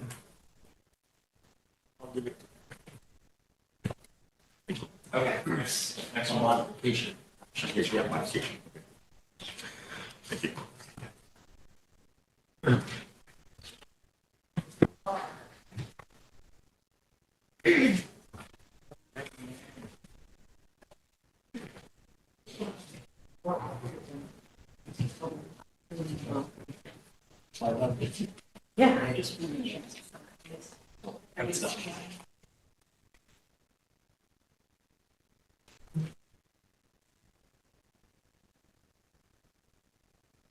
Okay, so, there's 6, 3 openings and 3 new ones, just so everybody knows what's coming. So this is the last old one that was already referred up to council. This is a sole source approval for a hepatitis C viral load analyzer. So just to recap, the only way to tell whether someone has hepatitis C or not in the field is by checking the viral load. This technology has only been available for about a year, and it's really cool. There's only one company that makes it. And so with this, we can test people in the field and then immediately start them on therapy for hepatitis C. For clarification, did we act on this one yet, or do we need to do emergency legislation? This is just one that needed clarification and we're good? Okay, so Pam, can we just make sure that these ones come back on the 25th? If you remind me, I can make sure to add them to the agenda if that's a special agenda. Yes. I don't see a designation of funding on the resolution if you That don't, might have been a holdup. if you don't have it, source of funding already designated out for the finance. It's on the bottom of Ward 1, H79. It's a grant? Yeah, it's a grant. Yes, and then they're requesting a sole source because they're a specific entity that only, And it's over the 25,000, so. yeah, that's why they're requesting a sole source. Normally I put in the compliance with the procurement policy too.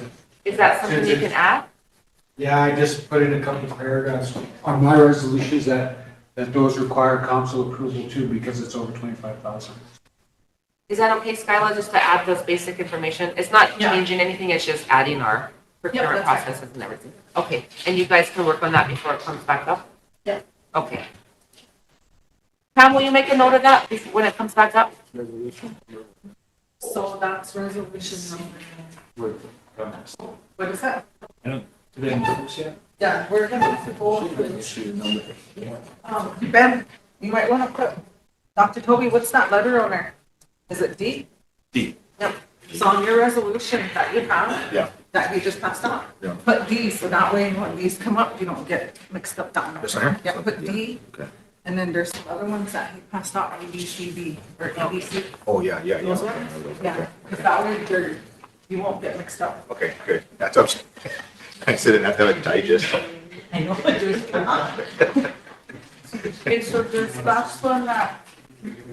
Eric was talking about, was he including on that resolution? Just the basic standard language that he usually includes for our procurement processes. So like the procurement process, anything over 25,000 has to have a resolution, so he usually adds the words like that. And then just expanding on that, justification, the sole source justification. They already have it in there, he just has a standard term that he needs to add about the procurement process. Okay, this one you've all seen a bunch of times. It's the St. Francis Dental Clinic lease. It now has the inspection report on the back. So real fast, this is the one that I thought we were tabling until we could get the inspection done.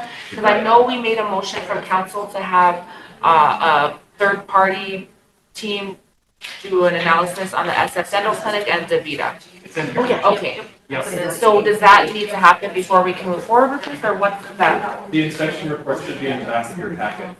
I know, but who did the inspection report? Because nobody, the council just made that motion, and we haven't clarified, because last time you reported, you said you were going to, and then you said you're not an expert, and so we had made a motion from committee and then council, and we've already identified a contractor who's gonna do those assessments. Yes, so, pardon if I'm misunderstanding any of that. This is, at the back of your packet, it's a site inspection by Dwight Luxon of the building. And are they a medical background or a dental background? I see. So, yes, the other thing you asked in committee was if we could get a check on the equipment. So I called the vendor of the equipment. I asked for a specific assessment, and we have two motions, and so we cannot move forward with this until those assessments are done. Because you told us at that time that you did not have access to the building, you did not know if the water was not turned on, the electricity was not turned on, you didn't know the condition of the equipment prior to all of that stopped working until now. And so the conversation that last committee and then at council was to have this medical people, a third party not associated with the tribe or the dental clinic or us, come in and assess that for DaVita's building and for the SF Dental Clinic's building. So I'm just a little bit confused. I think this is mostly a communication issue, so let's just try to have it out. So what I understood personally from the last health board meeting was there was a request. I had mentioned in the health board meeting that I wasn't sure about the state of the water pressure engine or the pressurized air equipment in the building. I had checked all the other equipment previously in the building. So How did you check it without access to the building? We were allowed access twice in the fall, or I was allowed access twice in the fall to the building. The first time was a general check, and the second time I went through all the equipment to verify. And you also stated you weren't a dental expert, so you didn't know, but that your wife was, so you could ask her questions. Is that true? That's correct, yes. Okay, so that wouldn't really be an assessment if you did it, because you're not the dental expert. I understand your point, and I'm not trying to push back in any way, but I do want to make sure that we know what needs to happen today so that the dental clinic can open. So the other thing that was requested was a third-party inspection of the building, which was as quickly as possible, and it's in the packet. Okay, I think that's where the breakdown of communication was, because this board made a motion to refer that to council, which happened. Council then made a motion that directed us to work with this other party to develop a contract, so they would come in and do an assessment of both of the buildings and some other work that we're gonna be also having them do planning. And that has not been done yet. So that's why I'm a little bit confused on how an assessment was done if we haven't even contracted that entity yet. I'm not sure. So it hasn't, is what I'm saying. There's no way that. Do you have a copy of the motion that we could have? Pam, can you look that up from council? I will say Real that. fast, Lila has a question. Yeah, I'm kind of confused too, because, okay, so if we get the motion and then we could clarify it from there, because I think, because you went in the building, I know that, checked it out, and your wife was helping, and then we were gonna third party, right? But can you check the motion? Oh, are you talking about the CCR consulting firm that we were talking about engaging for startup purposes? Is that That's not what I'm talking about. What I'm talking about is the last time this was brought up at committee, we actually, and I don't want to say too much because we're on air, but there was a conversation had about it, and the recommendation was that we needed a third-party, unbiased assessment of the building, just so that we knew what we were getting into. There was a lot of us signing on for things, taking somebody else's word for it. There was also the issue of the pre-planning grant and what we actually would need to even get it up and functioning, and there was no way to adequately estimate that if we didn't know if we needed all new equipment, if the water was working, if we needed new chairs, all of that. And so the intention and what actually happened was a motion from this committee elevated to council, and then past that council was to have Eric draft a resolution approving a contract to work with this party. We have not completed that process yet. So that's why I know that that assessment has not happened from that third party medical background. Yeah. I see. Well, we do again have that, which was briefly discussed in health board 2 weeks ago. This motion is being considered now. That's the. That was in the first one, we had a motion from council after that. So we have, okay. Yep. Were you able to find it, Tom? So waiting for them to answer. Just to add, so we can all be on the same page. So now we're requesting, we're gonna ask from council for this third party to come in and do this medical inspection. And who will be paying for that, Dr. Toby, with that? I think there's some communication challenges going Yeah. on right now. So we, with the intention of assisting with startup of the clinic, the health administration had applied for a tribal self-management grant of $50,000, which had been awarded and has been accepted by the council in a resolution. I can look up the number. For that, the intention was to subcontract to a firm. There was not an appropriate sole source justification available 2 weeks ago at health board. So it was tabled. It was my understanding, and I could be wrong. We have it here with the sole source justification from the vendor, and a letter from me that explains some of the context. And so that is available to be considered now. The understanding we had was that this firm would assist with startup of the clinic, but not necessarily inspection of the building. Inspection of the building, we were thinking had been with the additional contacting of the vendor for the 2 pieces of dental equipment that have not been fully assessed, and the building inspection itself, which has now been performed and you have with you, would be, we hope, sufficient for the council to consider signing a lease with the St. Francis Mission for the building. If that's not the case, then we can go back to the drawing board and do more work. So we're looking at two, I see now I'm kind of putting it together. So we would need the one like for what we have here, because we have that inspection done. And then the other one would be like for all the equipment and stuff. So 2 inspections, equipment, and then the unbiased portion of the building. Yeah. So what we need to probably do is we're not time sensitive with that, right? Well, I'm not worried about the independent contractor. I am worried about starting the program as soon as possible. Yeah. There's only a 1 year Because the period money's here already. from the award, which started on January 1st, to And what was figure the out plan? What was the intention? I know at the last meeting I asked what portion of the 638 contract are we asking for, and I was not given an answer. I know there was some questions and concerns because this would be going against what the people voted last year, and I know that it was a non-binding vote, but it was still our people's vote that they didn't want this. And if Health Board was not made aware of this again until really rushed and forced through a petition resolution, I didn't feel that we should be compacting or contracting our people's services without their knowledge. And so that's why I was hoping that we would get those answers so that I could take that back to our community, so all of us could take it back to the community, so they knew what we were doing, so they knew why we were doing, so that they weren't just getting blindsided saying, look, the council's not listening to us again. We said we didn't want to compact and they did it anyway. When really, if they were educated along with the process and understanding the improved services that we would be getting, I'm assuming, right? Or that they'd still have both options, I'm assuming, but I don't know. Like, I don't know, so it's hard to relay that to our people about what they're doing. And when we asked for this discussion several times at committee, it did not happen. And then it came through as a petition resolution forcefully saying that it was time sensitive because the doors were going to open in 5 days. And I asked you, and Skyla said, no, that's not true. There's no way we can open in 5 days. So again, we're being told one thing to get a result, and that's not even the truth. When really, if we would have just had the truth, we would move it forward because we all know we need improvement services for our people. But we actively work against each other when we should be working together. And even this is frustrating right now. If I may? Oh, and real fast. Oh, okay. Have hands up over here. Go ahead. Yes. Oh, go Can I go ahead. first? Yeah, go ahead. Go ahead. So,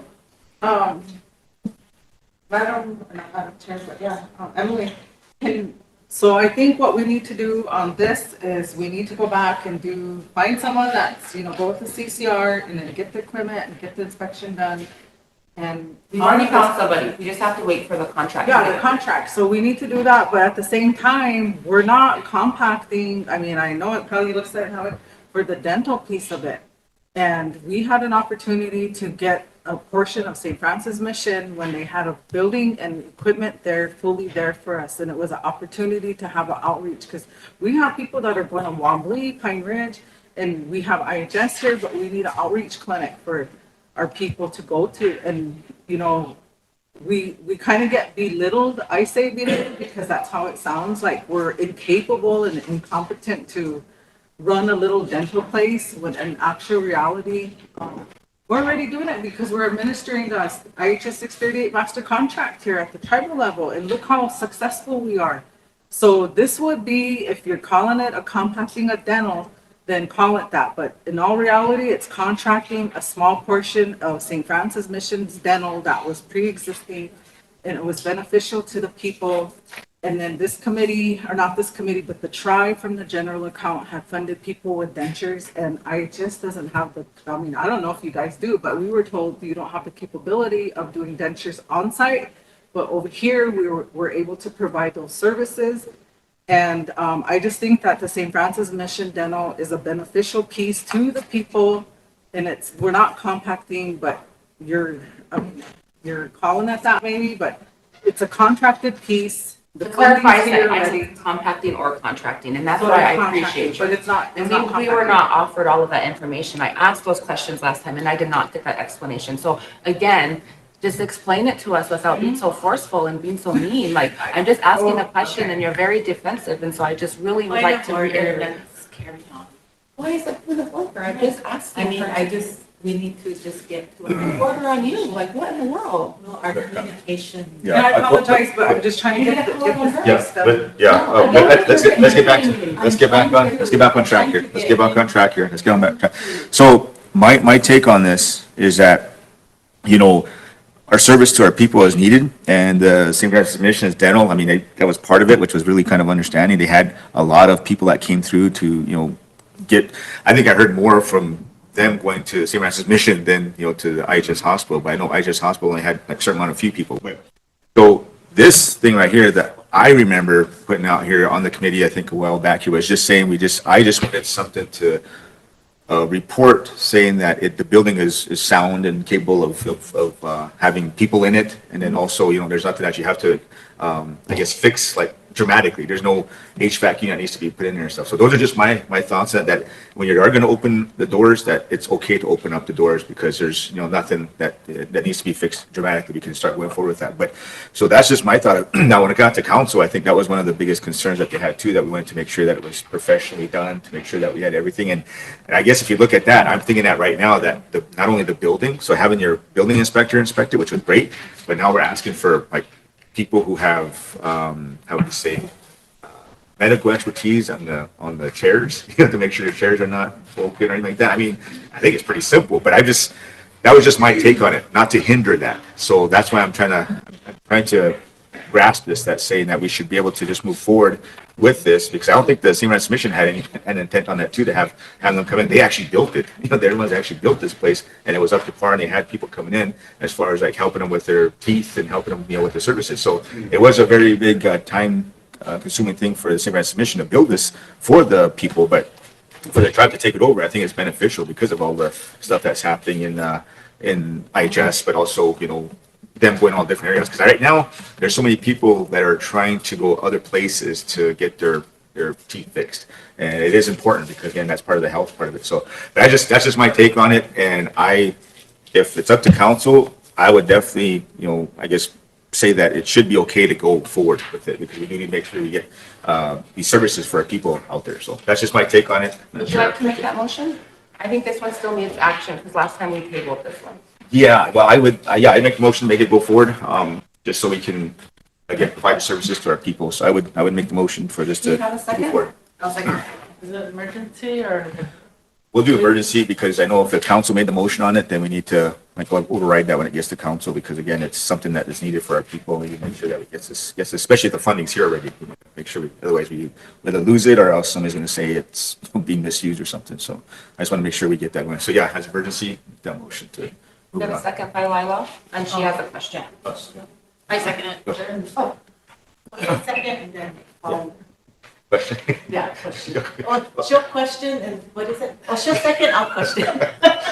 Yeah, what I real quick. I know the IHS facility manager has a question too. So sorry. I just want to clarify something. So after the last health board meeting, I did go back and talk to Dr. Cottrell about the specific services that IHS Dental provides. And I did bring that up on our tribal council meeting, but to reiterate, just to clarify Skyla's comment that we don't offer dentures. We do offer dentures, partial and full. We also do fillings, regular extractions, front root canals, the anterior of the mouth. We do crowns, and we do bridges. We do refer out certain extractions that are complex and complicated. And we also refer out some of the back or posterior root canals to specialists. We have 2 hygienists that see patients daily for initial and recall exams and cleanings. And our hygienists do go out to schools and offer summer programs for prevention activities and fluoride varnish. In fact, they're planning now for their summer events in collaboration with public health nursing to offer services. And then we did at IHS receive a proposal for funding, and that was approved and provided for dental services. When I think did that that was start? 400,000. All of that stuff you just mentioned, when did that start? We have offered those services. The trouble we have is we don't have, and I did discuss this on council, we have not had enough techs, dental technicians to support the dentists, so our hygienists do have to support the dentists as their assistants. And we have 2 full-time dentists. Can I say something? No. That is true. Can we just please remain? Okay, so, Dell, I apologize if I said that they weren't doing it, but that was the information that was provided to me. And then I ended up going to council to fund, I think it was $200 for dentures for people. And so I made that statement based on what was provided to me prior, before you ever came here in this acting position.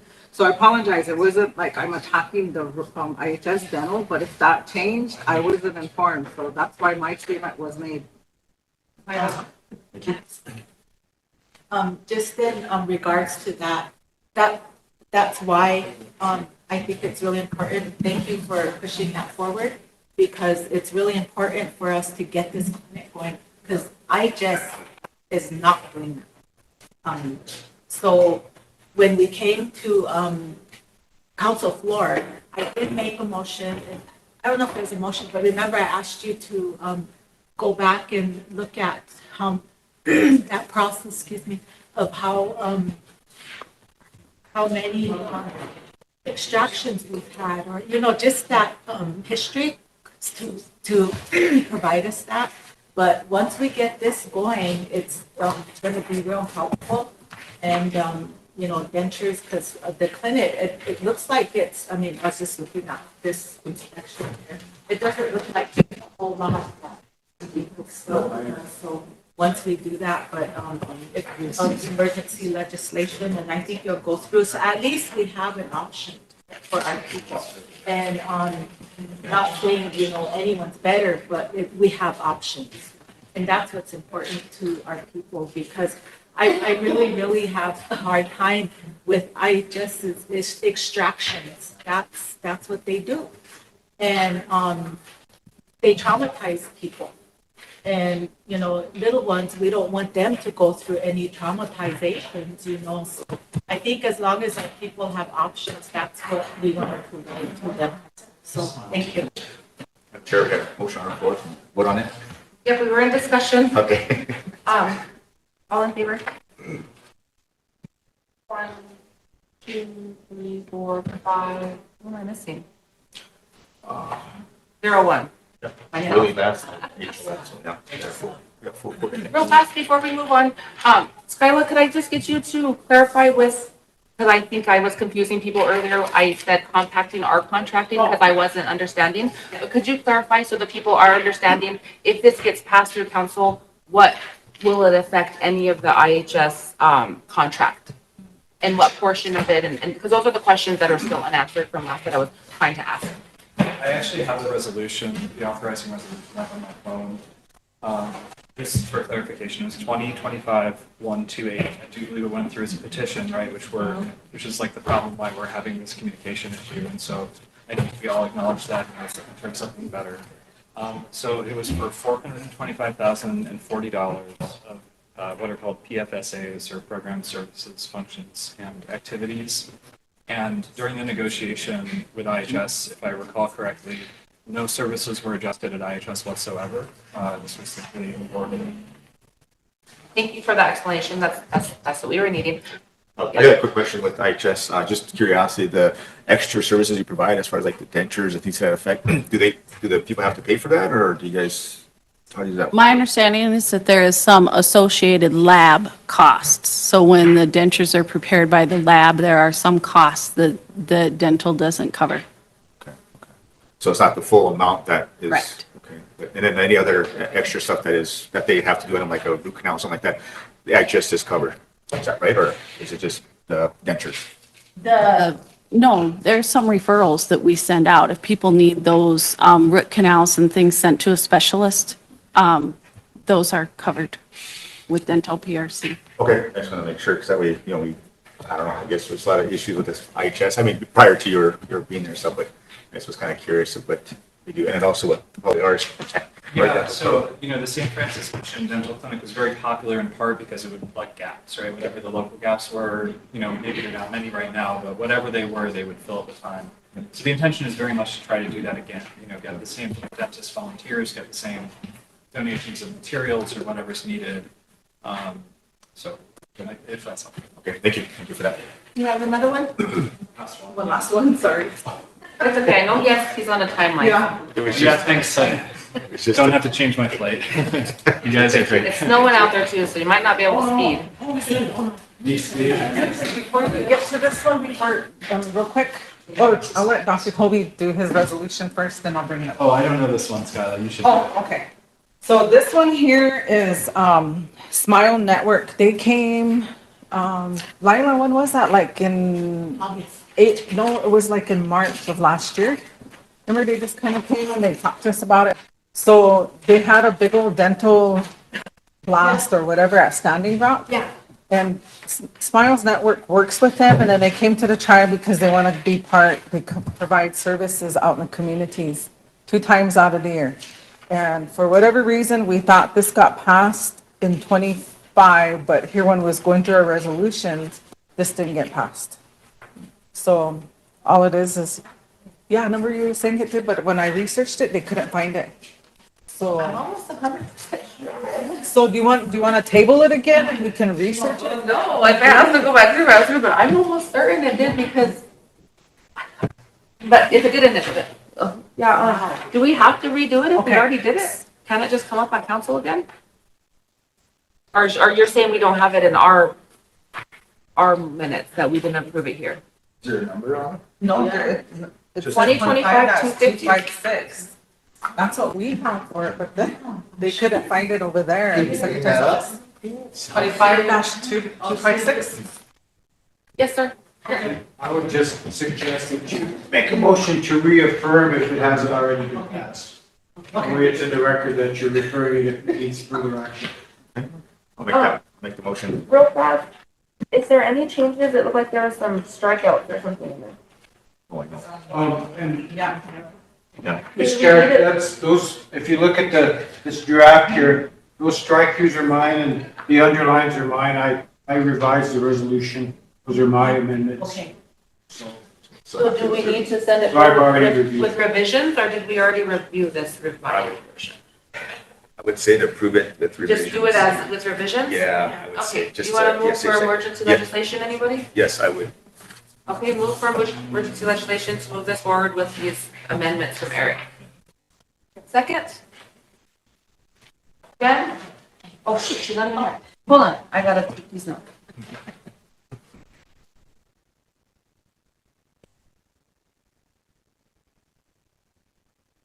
And we said with amendments as emergency? Thank you, all in favor? 1, 2, 3, Jen, are you voting for? Yeah, sorry. 5, you're good, 501, I'll let Pam know. Okay, poor thing's out there looking for us and we just did it anyway. Okay. And then just, Emily, for the record, I want to ask if I can be excused after this, so I got to get on a really important phone call. Of course. And then, but for the record, I just want it noted that, I'm going to Standing Rock tomorrow to go get our mobile unit up there. Oh, Yeah, so. Be okay with the maybe weather? that's something we could talk about at our next meeting. I know I mentioned it briefly about if we could look for either funding for another mobile unit or how we could collaborate with the IHS nurses to get some mobile clinics in the communities going. Yeah. I know we briefly talked about it and you said that we were kind of already using up the capacity of your current unit, but maybe we could add that to our planning meeting. Okay. Thank you. Anybody want to approve the report? Yes. We did. Had it passed, but there were some additions that Eric had made, so we just put it forward in case the version that got passed doesn't include those. So if it includes it, we're good to go. If it doesn't, it needs to be amended. Ben and Jen, 601, to move it to council. Yes, thank you for coming. Thank you. Yes, thank Yes. you. Appreciate it. Anybody want to You might have go to through do- Skylar's report? I will. Motion by Skylar. I'm sorry. Skylar. Second by Ben. Thank you. All in favor? 1, 2, 3, 4. I know, sorry. The motion, did you vote for her? Mine made the motion. Okay, we'll try to, thank you. Safe Mine made the travels. motion. Okay, so we. 501, Lila and Ben, for her report. And I'm so sorry, I didn't even see Wick sneak in here. We might be losing more. I said, we have, again, Lila. Yeah, and I want to see how you want it formatted is what I was. Yes, because honestly, as long as we're aware of it, the question is advocate for the department. We don't even know, then I don't know, and then that's what I know it's. that's. Okay, guys, I'm sorry, it looks like we might lose a quorum. Alvin has to leave. IHS and Wick are here, so I don't know if we can hear them out at least. Is that okay? Well, I'll just make a quick deal to excuse them. If we can. You can still do your report, right? Wick, do you have anything for us? Unfortunately, Wick just called you Wick, I'm sorry. I think I'm getting the migraine. I have the worst headache. I can't even keep my eyes open, but we haven't heard from you for a while, so I want to make sure you feel supported. Is there any updates that we need to hear, or any action that you need from the committee or council? Okay, I don't have any resolutions, but my apologies for not being here earlier. I just want to let you know that our funding, we're fully funded, our funding is fine, we're good. So we don't have any issues with funding. I know that there's a partial government shutdown and whatnot.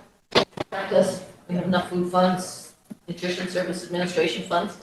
Our modernization grant, we have we just finished up with, part of that modernization grant is where we got our brochures and our breastfeeding poster translated in Lakota so that we can, and they're gonna be strictly in Lakota, some of them. So we're waiting for those to get, ordered. And with that modernization grant, we have a, art contest going on right now.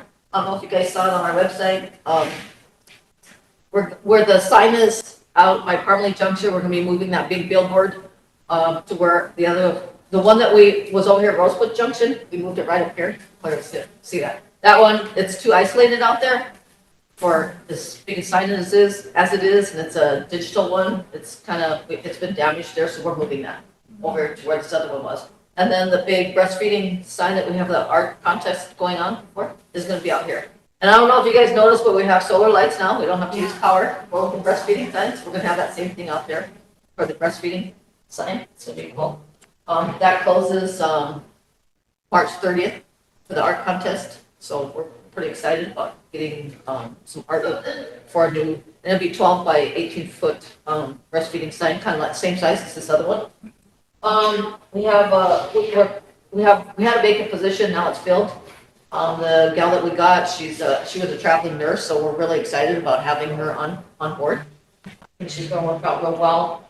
Our participation averages 800 participants, a month. It goes from 7 to 8, averages 8. We had a general infrastructure grant that we closed out, and that, I was one of $75,000 grant. We closed that September 30th.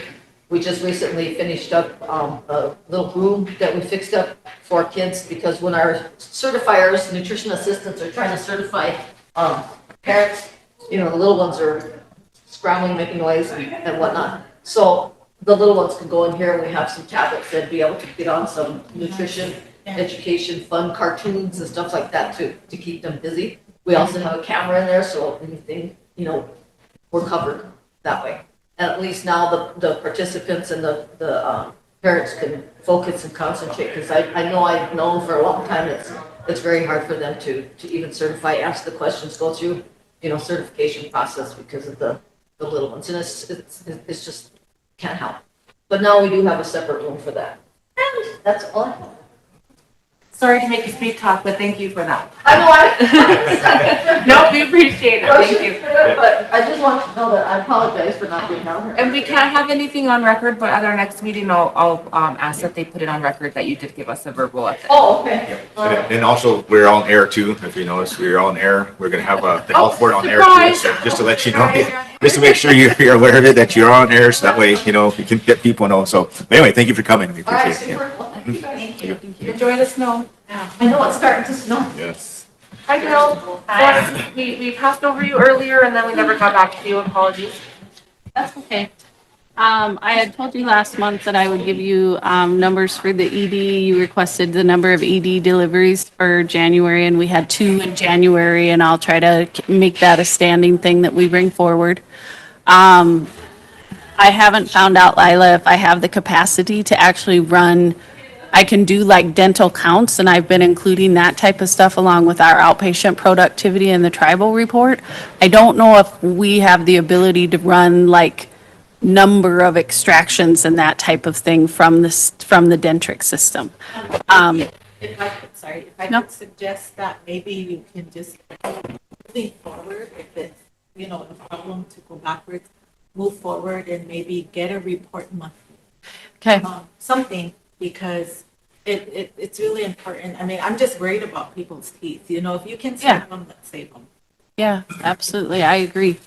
I do want to, I acknowledge that Russell Eagle Bear came to the hospital the day after the Tribal Health Council, and he reviewed our orientation program, which includes a video that we give on Lakota values and cultures and beliefs. And he liked that video. He did say he wanted to continue to meet with Lisa and add some local things. And the really good thing that came out of that is he agreed to be listed in our policy for one of the folks that we can call to be an interpreter as well. So that was really a good meeting, and more to come. We will have, he agreed that we could get our changes done and maybe even bring that to the March meeting, but definitely by the April meeting. And we did have a meeting this morning from the company that's going to be out at the hangar that Guardian transitioned. So Mark Air is out there, and they plan to have a full crew as early as next week operating out of this space with the plane. And so, you know, as I've said before, we're still doing air transports. We've never stopped. They also informed us they're working with TLE and BIA on that ongoing issue that was an issue for Guardian on the night landing, which has to do with dirt being moved. That's how I understand it. Real fast, just sorry to interrupt. We need to have a joint meeting between TLE, possibly BIA, transportation, since they oversee the airport, health board, IHS, and anybody else you feel appropriate, but there's been some things happening between us, land, and TLE, and everybody's working in different directions. And I understand why, right? They're just trying to get it moving forward however they can. But because of that, these guys are working on this part and forgetting about this part. These guys are working on this part and forgetting about this part. And in the middle of all of that, it sounds like there's some grant funding that's available for us to do some improvements within our airport. But we have to be able to have, you know, some oversight and some things over what's going on over there. And I don't know if we've established all that yet. And so it's hard for me to talk on behalf of some of our other departments. But I would we can't make any motions right now, but I would just strongly suggest if we could get everybody in the room as soon as possible so that we can all get on the air. Because initially we were going to try to do a new hangar with these new individuals. But now it's sounding like the tribe might want to do something, and I don't know what's going on. But because there's a lot of moving parts and it boils down to the safety of our people, I wanted to try to see if we can move that along. So if you have any conversations with anybody in the meantime, can you try to relay that, and I'll do the same. I know at TLE, I thought we made a motion to do that, so they might already be working on that, but I just wanted to update health board that should happen as soon as possible so we can have an idea of how to move forward with all of that. We will definitely be available.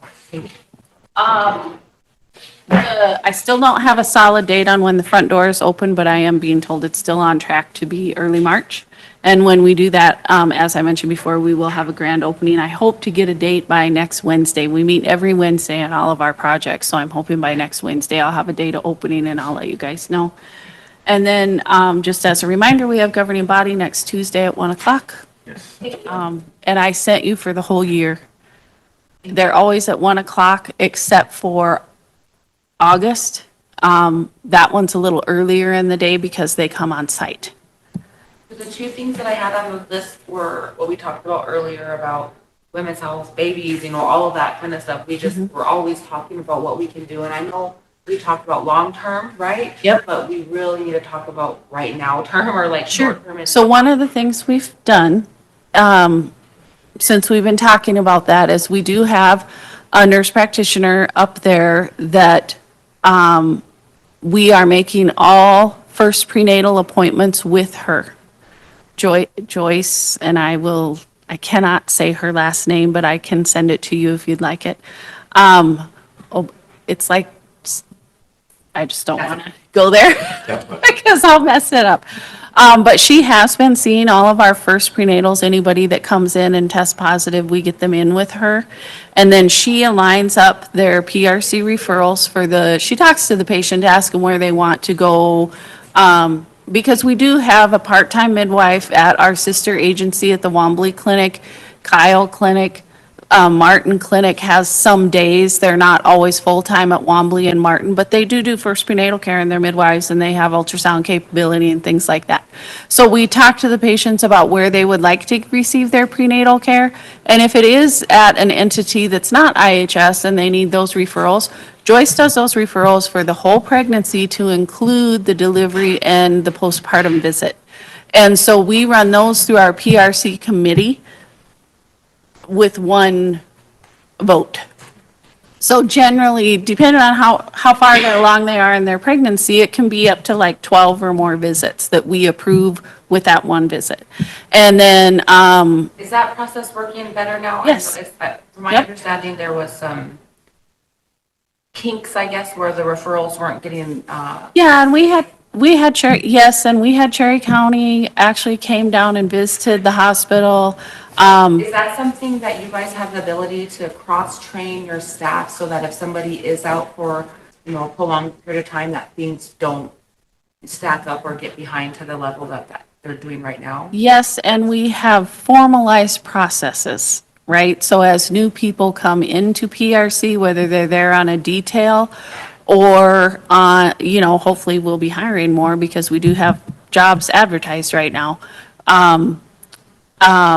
As they come in, that's very formalized.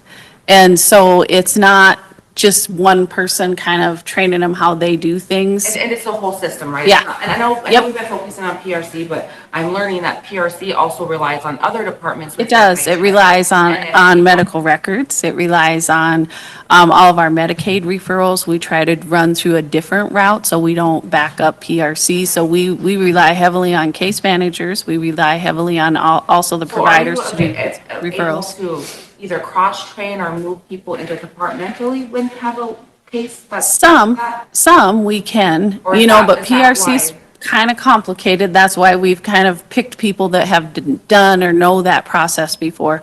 We also do have some limitations on how long we can do details for.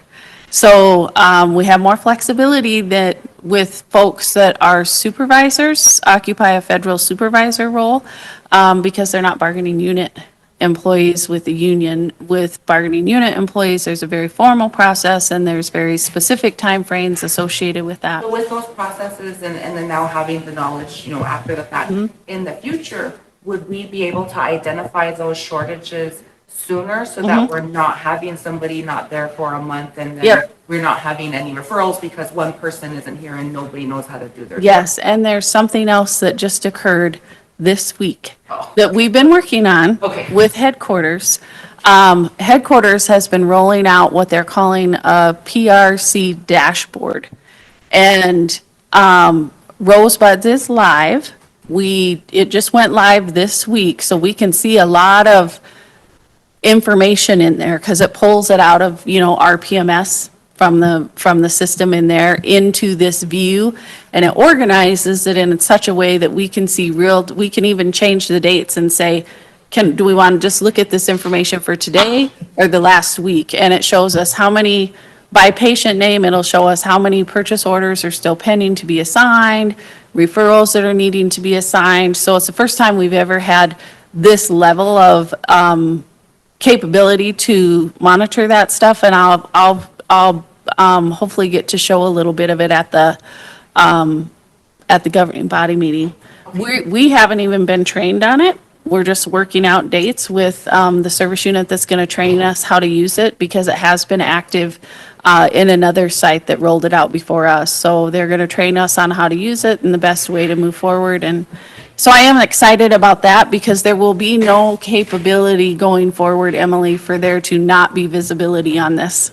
Great, thank you.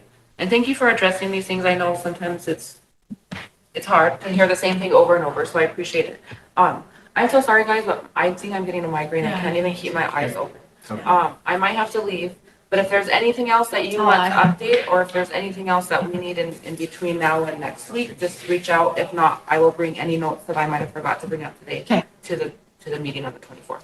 And if you want, I did send you the modification that IHS received for the dental funding for IHS. It's in your email. Thank you. I can forward that to health board. Sorry, guys, I can't even look at my screen right now. It's okay. Yeah, I would just say, I'm not gonna be able to be there on the 24th. We got a budget and finance meeting, so I just give you a heads up on that one. But yeah, Thank you. thank you for coming and we appreciate it. You're welcome, Mike. If there's anything major that you guys want me to bring up on that meeting, just kind of bring it forward. Okay, thank you very much. I think we're good, so we can probably get off. Thank you so much. You're welcome. All right. People texting and stuff too. So no wonder I can keep my